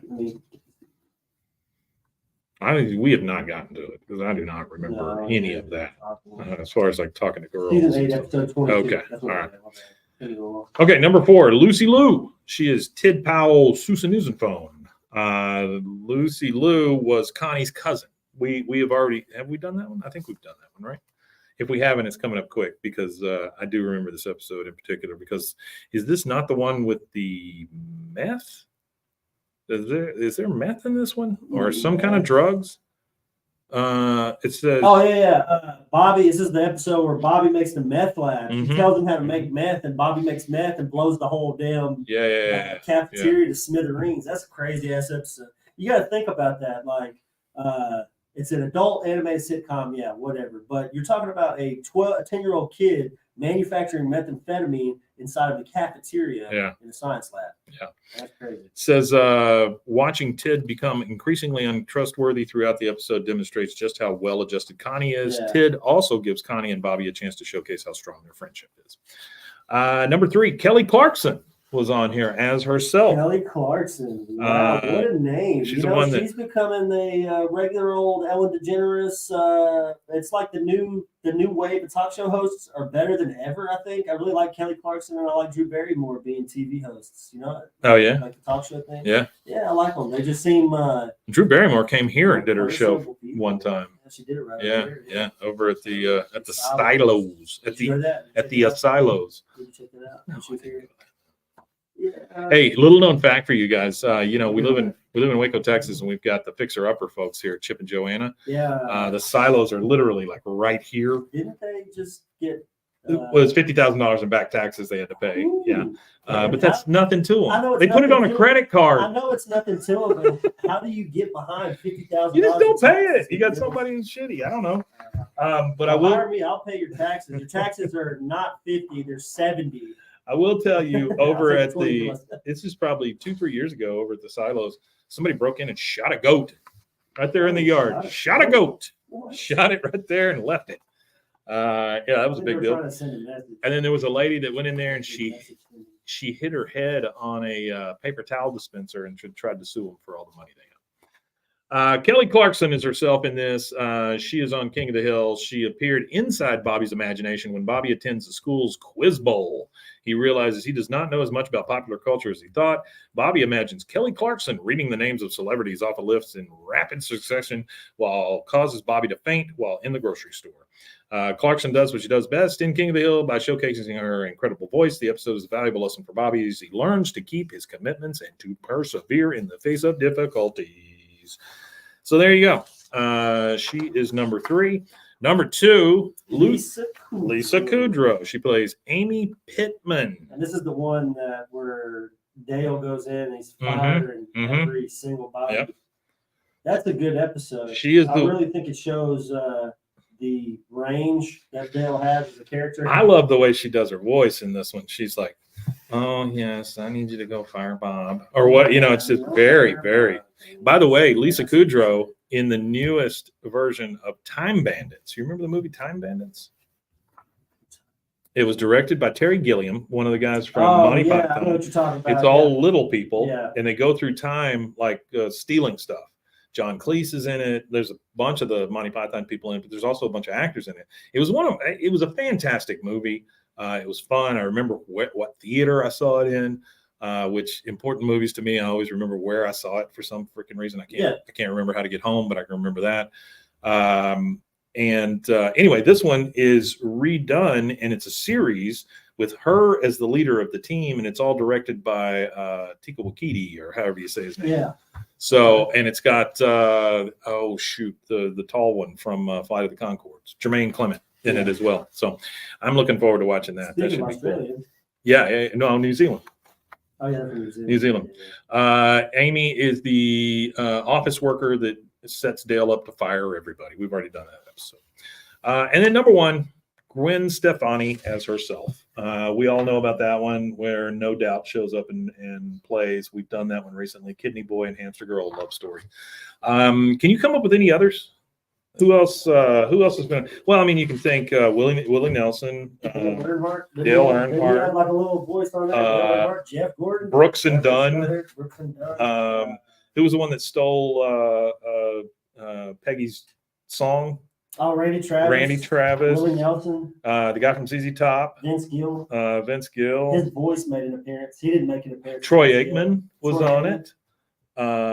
If you want to believe in such, you could say Tom Landry's voice is in it. It's not really him, but it sounds like Tom Landry. Well, it's just kind of like when Boomhauer used Vince Gill's voice for song. That's true. Blue Moon of Kentucky, keep on shining. They just released another Elvis CD for whatever reason. I don't know why you would need another one. There's 6 songs on there, or 6 CDs. What worth is of it? Music. I think it's just another greatest another one of those greatest hits. compilations where they remaster it with the latest technology. That's what they've done pretty much with most of his songbook. And Sure. every update is updating with whatever the new technology or remastering processes is. So I think it's just a remaster of a bunch of old songs. Blue Moon of Kentucky is the second song on the first album. That's the reason why I brought that up. remember when those. Do you remember the big box sets, Elvis? They were like long and skinny like this, and they had a bunch of CDs in them. Yeah. Anyway, remember I that was- for sure. Yeah, I was- all that. I was running a record / comic book / music / whatever else Whatever, store at the time, Yeah. and those came out. I remember I got them at cost, and I thought it was hot shit. So I got both of those things, and they're up in my attic, I think. I think I'm hot shit because I still have all of my mom's Elvis records from when she was a teenager. Oh wow, yeah. So Well, you know, I've got I have those. records that were released while he was still alive. I've got those Elvis ones that my Oh, the parents brought bootleg- over from Those Taiwan. are Yeah. still cool. I think that's really cool. The bootleg vinyl thing. That's Yeah. neat as hell. They're cool looking. They're all different colors and stuff. They're illegal, but they're all different colors. Are they still? I I don't know. We might apply. We're probably we're not sued by anybody. Who are we getting sued by? I don't know. What don't is it, sue us. Digital Millennium Digital Millennium Act, or whatever. Coalition. It is, the DMCA, yeah, the Digital Millennium Copyright Act. All right, guys, that is it for us on a Friday. Remember to check out Patreon if you can. There's a $3 a month tier. Really help us out quite a bit. You don't believe how much $3 can help. Remember, on Mondays we do Spotify video, we do YouTube video. On Fridays, on Fridays we do audio. Also, when we come and record, usually on Sundays, we'll do a live stream like this. If you want to join us, that's great. You can see us as we do these things, and then you can go throw up later. I think that's it, right? Is that it? That is it. Oh, we got a live show. We got a live show coming We up. got a live show coming up. Mike will give us the dates for that. Yeah, I don't have them on me right this minute, but it's in a couple of months. And, I think it's October. Stickers coming soon. Yeah, I need to send out the stickers. We're getting those sent out. It's on my ASAP. fault. On my Yeah, we're fault. getting them sent out soon. I'm gonna make sure to remind Mike throughout the week. Yeah, he's probably going to have to come up here and lick a couple of envelopes for me. Yeah, I'll come up here. I'll come up here with But, some envelopes. We could do that. We'll just knock that out Monday, Tuesday, Wednesday. Maybe I'll have to. Yeah. Let me know. I have to look at the schedule, but yeah. Let me know yeah. because I still have a couple of addresses I need to make sure you get to, so we can get those out. to Okay, the people. cool. Yeah, we ought to let's get it done this next week. And Let's just get it over with and get it done. Yeah, we'll get it over with, and then what I'll also do is I'll go back and update for some other. There's other people that had addresses. Oh, that'd be good. Yeah. I want to get George's address and stuff, and some of these But- I went to. If you guys are around here, like our friendly neighborhood mailman, and you want to, in the area, you want to come to the live show, hit me up, and I will see if I can't sneak you in the back door or something. Yeah, not only that, if you're in the area anywhere in between Dallas and say Houston, San Cucamonga. Antonio, there's a triangle that puts you within Waco within 3 hours. If you're in Dallas, Houston, San Antonio, if you're within that 3 hour range, we would appreciate anybody that could make the drive to Waco to come check us out. There's other stuff to do in Waco, and if you want suggestions for other stuff to do, we could also pass that along to you so we can help enrich your trip. Well, the cool But thing we're- about that one show is it's going to be us. We're also doing a Bros, Foes, and Heroes Yeah, that so we night, get a whole and we're also slew. doing Life as a Song. So Yeah, a whole 3 sets. yeah, you'll do 3. It'll be 3 live shows basically in one. So if you want to come, Yeah. we'll give some dates out hopefully next week, and You know what? we'll You get should it all talk planned to, out. You should talk to Zach. We should do Bros, Foes, and Heroes into King of the Hill. Mhm. If all 3, if he wants to do that with us, Mhm. I think that would be. I'm sure he cool, would. because I Yeah. know you would have to you're doing multiple shows, so Mhm. instead of us we just do both. Yeah, no, that'd be I think good. That might be cool. I think that it's according to who I get for Life as a Song. I'm Yeah. thinking about the mayor here in town. Try to get him on stage Yeah, if we yeah. can. I think that'd be kind of That would cool. be great. I know you Joey guys Meeks. don't necessarily know. It's him anymore? Jim Jones. Oh, No, Jim I don't know. Jones. It's Jim Oh, something. hope not. Yeah, it's not Jim Jones. That's Casey's dad's name, Jim Jones. Oh, is it? Yeah, Does he like Kool-Aid? no, You Flavor never Aid. drank. Flavor You Aid. never drank Flavor Aid at his house as a kid, though. Oh shit. Have y'all been friends that long?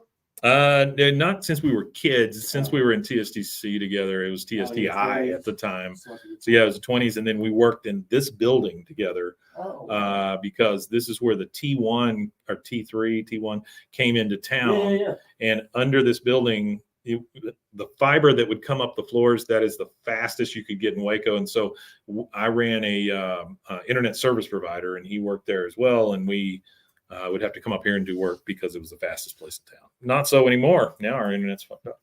So good to see you guys. We will see you again next week. And don't forget to check out Swimmers Ear. And if you're on the live stream, stick around. You'll get to see us do that as well. And I believe that's it. What you got? We and Tanya. We and Tanya, indeed. Okay, that's 2. I got to go pee, and then we'll do 3, and we'll get out of here. Yeah, I got my brother-in-law's birthday party. Oh, yeah? Yeah. Where's that? Let's see. I thought maybe you like named it. No. No, he don't want to do nothing like that. Heck, I don't even want to do birthday parties. I had a birthday party, actually. I turned 34 last week. My birthday was on Tuesday. Oh, yeah. No, I know. Literally nobody asked.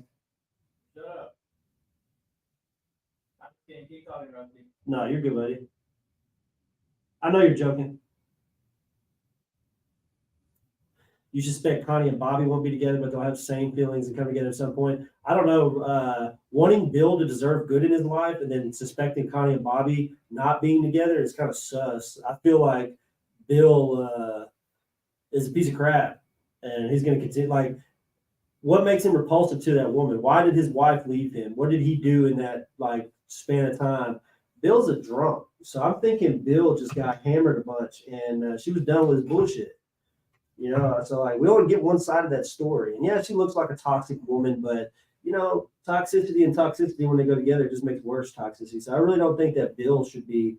I think that Bill is maybe a little bit of good in his life. Maybe found a woman that's kind of cleaned him up a little bit. But Bill being sad and depressing, I think, is what makes Bill a worthy character.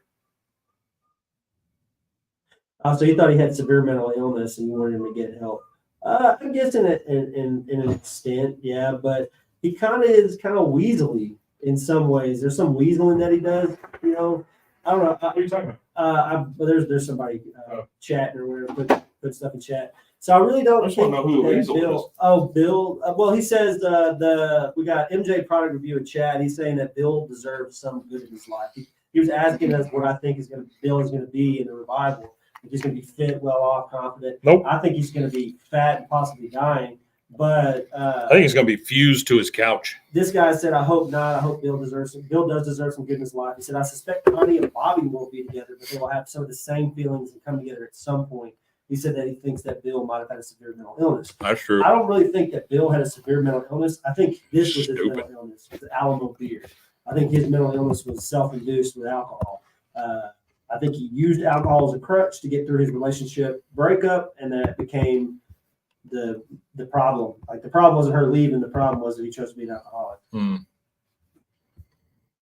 That could definitely be it. Squirrel Tactics covers KOTH in depth, and I think you guys. Squirrel Tactics. We would love to have him. I wouldn't even know how to get in contact with him to get him on the show. But I would love. We're from Texas. So we try to give a Texas perspective to the show. Yeah. So I know that not a lot of people can give that Texas perspective. So that's really like our shtick. No, that's not right. Oh, stick. Is that what it is? That's our shtick, I guess. Our thing, whatever, is the fact that we are from Texas. Not only are we from Texas, we're from the 100-mile circle that Arlen would have potentially been in. We've done a lot of geographic discussion about where Arlen is actually located. Oh shit, we had Waco mentioned in this one. Yeah, Waco was actually mentioned in this actual episode. So yeah, where we're at was actually mentioned in this episode. So that's our stick. So we might not be as in depth as other people. We might not have as super deep production facts as other people. But the one thing that we try to give is a Texas insight into what we think. Because there's stuff in there that is pretty nuanced for Texas. So that's our stick. So we might not be as good as Squirrel Tactics, but love to have him on the show for sure. I'm about to look him up now. Absolutely. Squirrel Tactics, King of the Hill. Hopefully it doesn't just give me a bunch of I've heard he's nuts. clips. No, there it is. Here he is. I'm a simple squirrel. I live in a tree. I eat acorns. I make Ooh. King of the Hill. I like that. Oh, that sounds good. Yeah. And he kind of does a little bit of what we do, except for he is strictly just a YouTube content creator. 13 best B plots, the ads and non-canon appearances of King of the Hill. So where is Arlen? He gets a lot more views than we do on Where is Arlen. Sure. 144K views. Uh-oh, Canada review. Lenore, the show's biggest villain. Big Willie Lame. Big Willie style. We take a quick look at Big Willie Lane. Just a whole 30 minutes of him talking about Big Willie Lane. A whole 3-episode arc from King of the Hill, the arc of Apple. Does he look like a squirrel? I haven't clicked on his videos yet. Let me click on it. Let's see if he even show. He might not even do video. He's dressed like a squirrel. I have all the respect for him. He might not have. No, it's just he uses. That's another reason. What why is his it? page Squirrel does tactics? Really good. Yeah, that's another reason why his page does really good. Is he only uses King of the Hill episode footage, Mhm. at least in this particular episode. Oh, look at him. He's doing okay. Yeah, he does. He uses a bunch of. He uses clips from the actual show. Like Yeah. We've covered the worst, so we're looking. Oh, wait, he does. He gets on the screen as a squirrel. Oh, is there a squirrel? in Yeah, there? like he's Oh, over there I on the didn't see side. that. Yeah. Yep, it's the best speed plots, and I gotta say, this was much more We're about difficult to. narrow Go down ahead than and the go ahead last and keep it going. Yeah, he actually shows carts of it. And that scares me a bit to do that. Yeah, that does. I guess he's getting We'll on check ground, that out. okay. Is there any history behind what's the tea kettle? What's a tea kettle? Why are you saying it? Yeah, what do you mean about the history behind the tea kettle? I got history behind the tea kettle. I was behind a tea kettle one time, and I thought, wow, I should really think about this more. That's the history behind the tea kettle. Are we talking about the tea kettle from The Office? Is that what we're talking about? Sure. It says, is there any history behind the tea kettle? History behind the tea kettle. Is there a tea kettle in King of the Hill at some point? Do they fight over a tea kettle? Oh, back in the Harlottown episode about the tea kettle. He's asking if there's any true history about the tea kettle. Got it. No, that's all made up. That's definitely for King of the Hill. Creative license That's is a what that creative- is. Yeah. creative license. It's a in Arlen thing. There's no actual tea kettle anywhere. No. I'm trying to think if there was an actual history behind it or not. You ready for this one? Uh, Let's get this sucker yeah, going. whenever you're ready. Hey there, welcome to Swimmer's Ear. That is not an infection, it is us. So each time on Swimmer's Ear, we talk about an Adult Swim property. Yeah, we did. That was a really wacky Adult Swim property. last time. Eggland was last week, yeah, and it was Eggland. really odd. This week we're going to talk about, we're going to go over a video by, I can't remember what the guy's name is. It's by Captain Christian with 2 Ks, which is scary. And it's called Adult Swim, The History of a Television Empire. So I figured we would just kind of go over this to give some backstory on Adult Swim, and then you and I can talk about it. Yeah. It's pretty much a podcast I just described.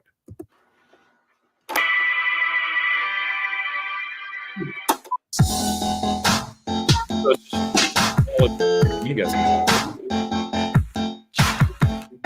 Good question. A lot of this, Carl.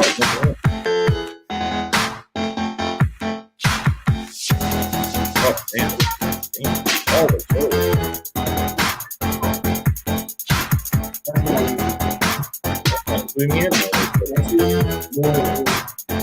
Oh, there you go. That's interesting. It's incredibly rare when a television network can hone in on the sensibilities of an entire generation and immediately click with its audience. For my parents' generation, that was MTV. But for my generation, it was and continues to be Adult Swim. Such a big deal. Adult Swim may have evolved into the animation empire we know it as now, but it didn't start out that way. Look at that. I love that. 8-bit. Now let me take you back to 1992. Ted Turner had just launched the Cartoon Ted Turner. a channel with absolutely no Cartoon original Network. programming that was built on the back of the MGM cartoon libraries Turner. Well, and that's a good point. He says that it had absolutely zero original content.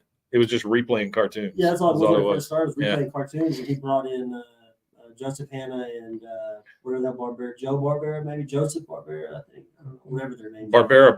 I think was his name. William and Joseph are their names. Okay. Artie actually worked in a studio while they were still alive. Oh, really?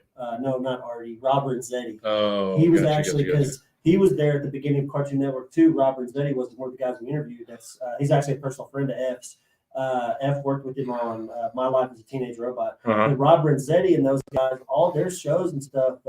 Rob Renzetti was the only one that went to Nickelodeon. Everybody else was on Cartoon Network. Rob Renzetti actually worked on Two Stupid Dogs, which was originally TBS, but picked up by Cartoon Yeah, Network. I remember that. Well, it's the same people. It's Turner. Yeah, he worked on Two Stupid Dogs, and then he also worked on like Powerpuff Girls. And those are all the big IPs. Sure. Powerpuff Girls, Nestor's Lab.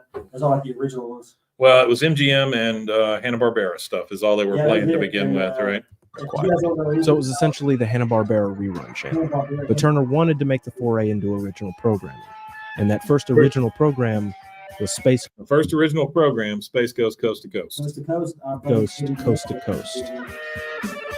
It was the brainchild of Mike Lazo, Cartoon Network's original head programmer that would later go on to head up Adult Swim. Lazo was a huge fan of the short-lived Space Ghost cartoon from 1966. And since he had access... Here's the thing about Space Ghost. You guys, I hope you understand that Space Ghost used to be a thing you're supposed to take seriously, right? And then they turned it into a talk show with guests that didn't know what they were doing, and it was basically. What it was a cheap way to create new content. Oh, sure. So they took all of this animation that they already had, and they modified it a little bit. Some of it's newer, some of it is actual new animation, but they took as much as they could and revitalized it for a whole different concept. Now Space Ghost, instead of being this dude flying around saving the world, he is now this talk show host, talk show host, sitting at a table doing an actual like late night kind of thing. With Brack, who is his not Brack, who's the other one? Zorak and Brack. Zorak. But I'm saying Zorak is he's actually a villain in the comics, you know, and so now he's his like late night music host. He becomes like Paul Schaefer. Paul Schaefer, he's like Paul Schaefer. Access to those cartoons through the Hanna-Barbera libraries, he had the idea to recontextualize those original animation cells and splice them in with interviews of actors and musicians, giving the washed-up superheroes on. They just used the original cells and they redid them with different backgrounds and stuff, and then put the stuff into the show. Hello, I am Space Ghost. Welcome to my show. So why the need for repurposing animation from the 60s? Well, for the first 4 years of the show, there was basically no money allocated to the production budget. Space Ghost was an all-volunteer gig since the Oh my God, it was all volunteer. network was hemorrhaging money at that point. There was no safety net. It was a trial-by-fire effort. But the lack of funding and the indie garage feel gave Space Ghost a unique aesthetic that was different than anything else on late night. That's so cool. Okay, so explain this now. Your human dad put his human penis in your shark mother's vagina. And you sat by and let this happen. Pathetic. It was experimental and bizarre, a sort of anti-comedy that helped popularize cringe humor, a genre we see today in things like Nathan For You and Adult Swim's own Eric Andre show. Andre even stating that Space Ghost was his main influence when coming up with the concept. Eric Andre show was In December of 2000, after the success of Space Ghost, there was an episode that I just watched where he had I can't remember who was on, but he had somebody blast up through his desk while they were talking, like mid-sentence. Pizza ball. Yeah. Pizza ball. several new shows had stealth releases under the guise of a special programming tag to test the waters of the viewing public. Those shows were C-Lab 2021, Harvey Birdman Attorney at Law, The Brack Show, and Aqua Teen Hunger. Aqua Teen. Aqua Teen's the best. It And, really was. That was my absolute favorite. Our earlier episode, if you want to hear our interview with Bwaaa, also known as Carrie News, It's true. you can go check that out. Yeah, we talked to him. early on in the show. Yeah, he was great for us. All of which were direct spin-offs of Space Ghost. Master is my name, and thirst is what I tame. Boy, I could not take that doesn't seem right for Shake at all. No, That voice is not right. at all. Teen Hunger Force. These voices and stuff that are still alive and still doing conventions, Yeah. They don't do anything on the internet. Really? They're just like, because whether, I mean, I don't blame him. they're older guys too, Yeah, you know what I sure, mean? So they're all in like sure. their 60s, most of them. Well, this They is don't touch no social media. this can't be the same guy. Assemble. Frylock, the hunger hater, tater. Meat Rob, ball of compressed meat. Different voice for Frylock. He told us about that in the interview. I don't He said it's- remember them coming on Space Ghost, but I it's don't remember episode 87 where they show up. I did not realize that. All the shows utilized that same lo-fi animation repurposing technique. Larry Lazo used. Birdman, he's another Hanna-Barbera property that was supposed to be. It was just Birdman, but Well, it not was only that, supposed to be taken seriously. That's the genius about that show. Harvey Birdman, Attorney at Law, is Mhm. it's all Hanna-Barbera cartoons. I saw something the other day. It was Harvey Birdman, District Attorney, and that was made several years ago. So apparently there's daughter. another one. It was Huh. his daughter. Okay. I don't know anything about that one at all. Bird Girl, or whatever is what it ended up becoming. But I know that the original one, it's one of the specific episodes that's my favorite episode is they show this camera footage off of a cop car. It's real world Mhm. footage. And the cop Like has dash cam the stuff. it's like a dash cam off of a cop car, and Mhm. it has the mystery machine pulled over. And there's like weed smoke pouring out of it. And he arrests Shaggy and Scooby for weed possession. Yeah. And there's like a whole court scene and a whole episode I do remember that. Yeah. of Harvey Birdman defending them in a court of law for weed possession. Yeah, I do remember that part. Yeah. That's a great show, yeah. Teen Pioneer. Birdman. And less than a year later, on September 2nd, 2001, those 5 shows, along with home movies, formed the initial lineup for Cartoon Network's official. Did you watch home movies? Yeah, I watched all the movies. Squiggle art stuff. The Squiggle Vision yeah, stuff. it's very good stuff. Dr. Katz, all that stuff. Yeah. Yeah. That was also done by a guy by the name of the guy that owned the Squiggle Vision company. He also has a name that is also the same name as a late night TV host, Snyder. Oh, really? Tom Snyder, huh? Tom Snyder. That's Oh. the name of the guy. Different people, completely different. Sure. Sure. Scopes of work. But What do you think this guy is? Late night animation block, Adult Swim. Branded as alternative programming for when Cartoon Network's primary demographic would normally be asleep. But we weren't asleep. We were up every Mr. night Pickles. watching intently as this. Tim and Eric was a big deal too because of the live action stuff. That wasn't Tim and really Eric, happening at the time. Oddball block of experimental animation Yeah. deconstructed and redefined the form. Now, Boondocks was amazing. when you say Fantastic. Aaron when you- Gruder is a genius. but when you say Bob's Burgers, that's really a Fox Fox. property That's a that Fox was property. then re-shown as syndicated on Cartoon Network And most of those or on Adult shows Swim. became what they are because of the Adult Swim syndication.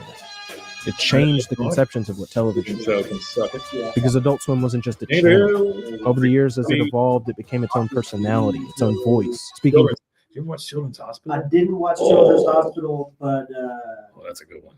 that's the one that Jay Ryan and his wife, rest in peace, Nicole. She just Yeah. passed away of MS recently. That's terrible. Not to make the show about. No, I got you. Sad, But they're good people. Very Good people. Yeah. They took a chance on us on our podcast, and they're great. Oh, absolutely. Amazing Yeah. advice in the market and everything. Like with the Letterman stuff, the amount of advice and stuff I got from them was Oh, sure. it definitely Yeah. helps with everything that I continue to do. But they had a association with what's the guy's name? The main character in the show. What's his real life name? It's not Rob Delaney. It's I can't remember. I don't know. I don't think so. It's this guy. I can't even remember his name. It's Rob something. directly to the audience. Eagle Heart. Watching Adult Swim wasn't about viewing each individual program. Rob Corddry. The Heart She Holler. Did you ever see that? It was about Oh my Rob God. Corddry. Loiter Squad was good too. I like Loiter Squad. It's pretty funny. With, Your pretty Tommy face. Beer. Your pretty face is going to hell. Did you ever watch any of that? No, I never seen That one's really good. Yeah, we'll cover that at some point. experiencing the entire night's Mike content. Tyson The mystery. shows, the That was bumps, funny. sketches, music, Yeah, very good. promos, and of course the signature fourth wall breaking intertitle cards. Yeah, I love Adult Swim was for fans, and it was the first network that felt truly interactive. That's really true right there. I mean, it was all fan service for the most You part. felt like You you were know, a part of yeah, everything. You really yeah. like just that block, and it was just a few hour It block just- of TV. it just felt like before they something played you should- anime all night. Yeah, it felt like was- something you shouldn't be watching. It clicked. Basically, yeah, yeah. But you felt They'd like respond to emails. So kind of like the pirate radio stations. Yeah, You pretty felt much. like you were watching a pirate TV program where it's all stuff It's- nobody's supposed to watch. It's very punk rock, honestly. in a dialogue with the audience, Under you could submit corporate name. artwork or music and have it seen by the programmers, and maybe even get featured. Well, and like they Must have been the said, popularity of it. They just said like, all right, well, you guys are killing in ratings, so Mhm. we're just gonna leave it alone now. well, like this guy said, you know, they would have people send stuff in, and a lot of times they'd use it. Well, rest in peace to Cartoon Network because all the mergers and stuff like that. The But website went this- down. They killed the People website. grew whole careers out of being featured. This Adult Swim at the end of Cartoon Network's lifespan Mhm. that was the heartbeat of what was Big deal. keeping Cartoon Network. It's a big deal. Yeah. Now you got who was it? Warner that's running it, Warner's running it, but Warner's about going under because of all the streaming. streaming stuff. So now they're going to have to be sold to somebody else. I saw that Paramount Plus laid off just a shit ton of people the other day, but they say that they're doing well. So I don't understand how they count dollars. I know that there is a lot of AI discussions going on right now with creators. There's a lot of strikes going on for writers and for animators, and this might piss a lot of people off, but there is now an issue where voice actors for cartoons are also voice actors for video games. So now you're getting video game delays. Grand Theft Auto because of the supposed to be delayed now till 2026, beginning of 2026. Because of the voice work? So they see because the voiceover workers, they're all nobody gets residuals. That's the big problem in Hollywood with a lot of the creation side of it. They get to use it forever and don't have to give you anything. Yeah, they could use what you created forever, but you only get paid the check for the work. You don't get paid in perpetuity for your art. But and that's the thing is everybody's like, well, I don't get paid in perpetuity for the house I built. Well, no, I understand that, but that's a little different because you sell your house for somebody to live in, and that's where they live forever. This is a TV show with an artistic work that somebody puts in blood, sweat, and tears for the artistry of it. But every other artist can get paid for their work and properly in some ways. Like if I'm a painter, I get to tell you what my painting's worth. You don't get to dictate what it's worth. I tell you what it's worth, and if you want to pay that, you pay that. But with this, there should be a residual because the actors in most movies get residual. The only people that aren't are the people that are actually creating it. So hopefully they get that sorted out. Yeah, I would hope so because it's really gonna King of the Hill too. So They're on Adult Swim. I was living at my mom's house, and the only TV I would watch is Adult Swim. I would get high real quick, watch all them cartoons, and they had a little blip on saying, "Yeah, you think you got some beats, huh?" Well, to be honest with you, the two things that knew their customers the best was Adult Swim and Jack in the Box. Not only Jack in the Box. It's a sub place. Quiznos. Was it Quiznos? It was Quiznos. Yeah, send them over. They had the little rat mascots or whatever, and that did real well for them. I don't think it was Quiznos. I was talking about kind of recently. It was Firehouse Subs or Jason Deli or something like that.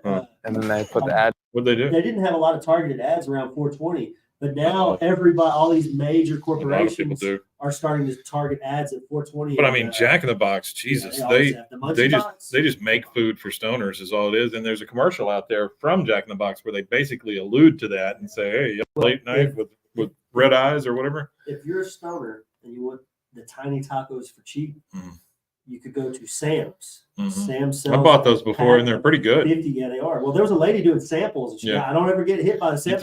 You throw them in the air fryer, and they do really well there. Yeah, and I got some at the house. I'm gonna pour some queso over them. I'm gonna throw a handful of pico on it. There you go. Squeeze a jalapeno on it. Get some juice on there.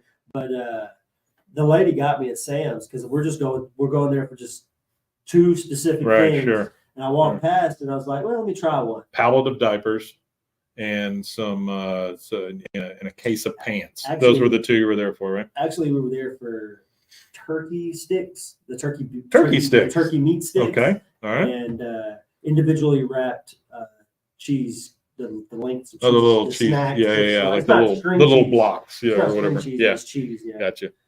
Address on there, and the first thing they played, they made a promo for the Boondocks around one of my tracks. It just blew me away, man. The only TV you. So he sent his music in, and then they made a promo for the Boondocks around his music, which is amazing. Watch, you hear the music on. Adult Swim had a hand in launching the careers of dozens of artists, even boosting the popularity of the Odd Future Collective with their. They took on any kind of content. Like it wasn't just a bunch of white guys running around telling you jokes or whatever. They had everything. It was very diverse. Joe Loiter Squad. I was sucking my daddy when I was 7 years old. We can get away with dick, can't we? We can't say dick? I thought we were Adult Swim. Who's in charge of these rules? How about penis? Can we say penis? MF Doom, Danger Mouse, Killer Mike. I'm Killer Mike. You've been watching Adult Swim. All these artists use Adult Swim as a conduit to grow their audience. It broke ground in offering creators different formats for their art, even taking shows like Children's Hospital, which had started as a web series, and importing it into their nightly lineup. They were the first network to really embrace the digital world. We're always, especially adults, when we're trying to stay ahead of the curve and bring people something they can't see anywhere else. So that includes online. So we've hired writers off of Twitter accounts. We're taking pictures. We're looking online. You know, we're looking on Instagram, we're looking on Facebook, we're looking on Vine. You know, for me, it's just inhaling as much content as possible. This one says, pro tip, typing "hire me bitches" on social media may not be the best path to a new career. No, maybe not. About what works for us. Adult Swim also became the go-to network for canceled or soon-to-be canceled programming. It had a direct role in the revival of one of Fox's most popular cartoons, Family Guy. Hi there, I'm Peter Griffin. Between Futurama too. Between Adult Swim and the advent of box sets around these TV shows, that's what brought Family Guy back, because Family Guy was dead. It might have. It was absolutely dead. It might have helped keep King. Next Sunday, Adult Swim is airing an episode of Family Guy that Fox refused to show.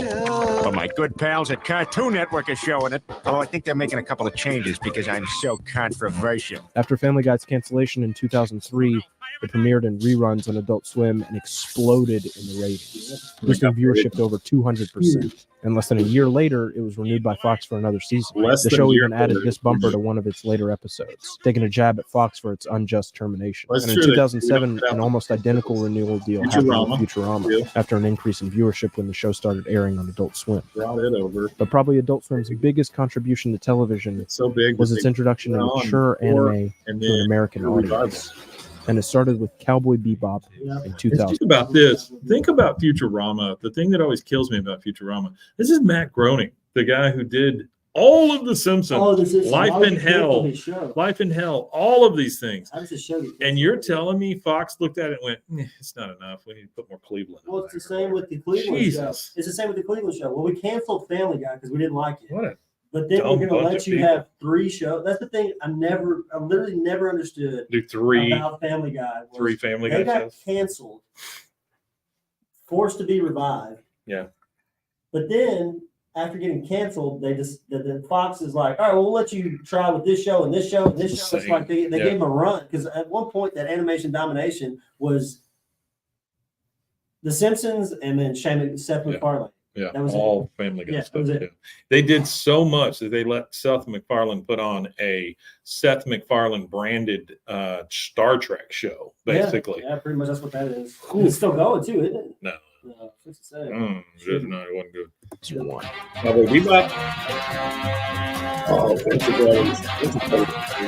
Adult-oriented anime became the backbone of the network, sort of an extension of Toonami, which ironically later became incorporated into Adult Swim after its own revival campaign. Thank you to Cartoon Network. Thank you to William Street and everybody at Adult Swim for actually paying attention to the voice of the people. You have spoken loudly and you've spoken clearly. Hashtag bring back Toonami. But Adult Swim wasn't just about giving content a second chance. It was about giving it that first chance. It's a hub where creators can create, where the art is experimental and transgressive and surreal and sloppy. It's a place that welcomes risk-taking, that wouldn't immediately dismiss a show where the main character is literally a pair of hands. Adult Swim canceled your favorite show? Good. The important part is it gave you a favorite show, most of which weren't even designed for longevity. They're supposed to be fleeting. That's what makes them so special. But it's about spontaneity. It's about the community. It's about the experience. And that's one thing you can't get from Netflix. Nobody.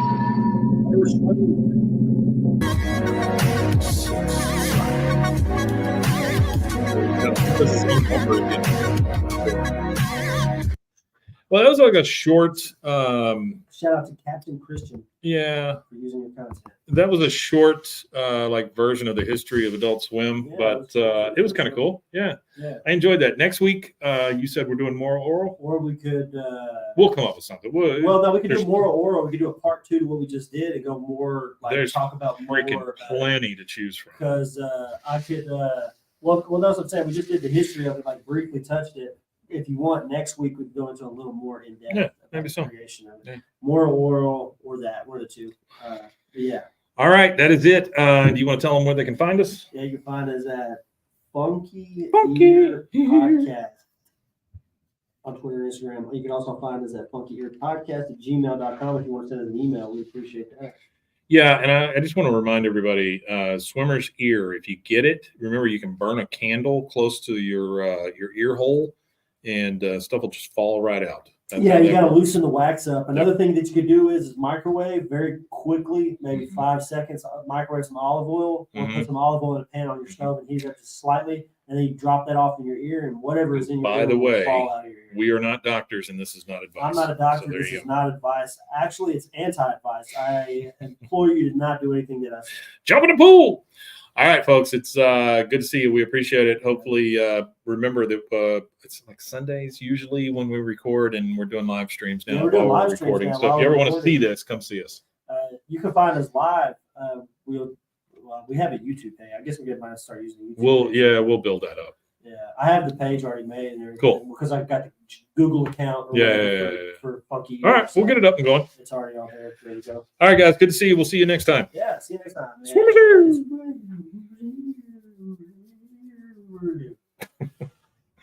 All right, folks, if you're on, thank you so much for sticking with us. 2 hours and 19 minutes and counting. I know we took a few little breaks in there and stuff, but come hang out with us next Sunday. We'd really like it. I'm enjoying doing it this way. So yeah, I like it. It's good. All right, we'll see you guys later. Bye.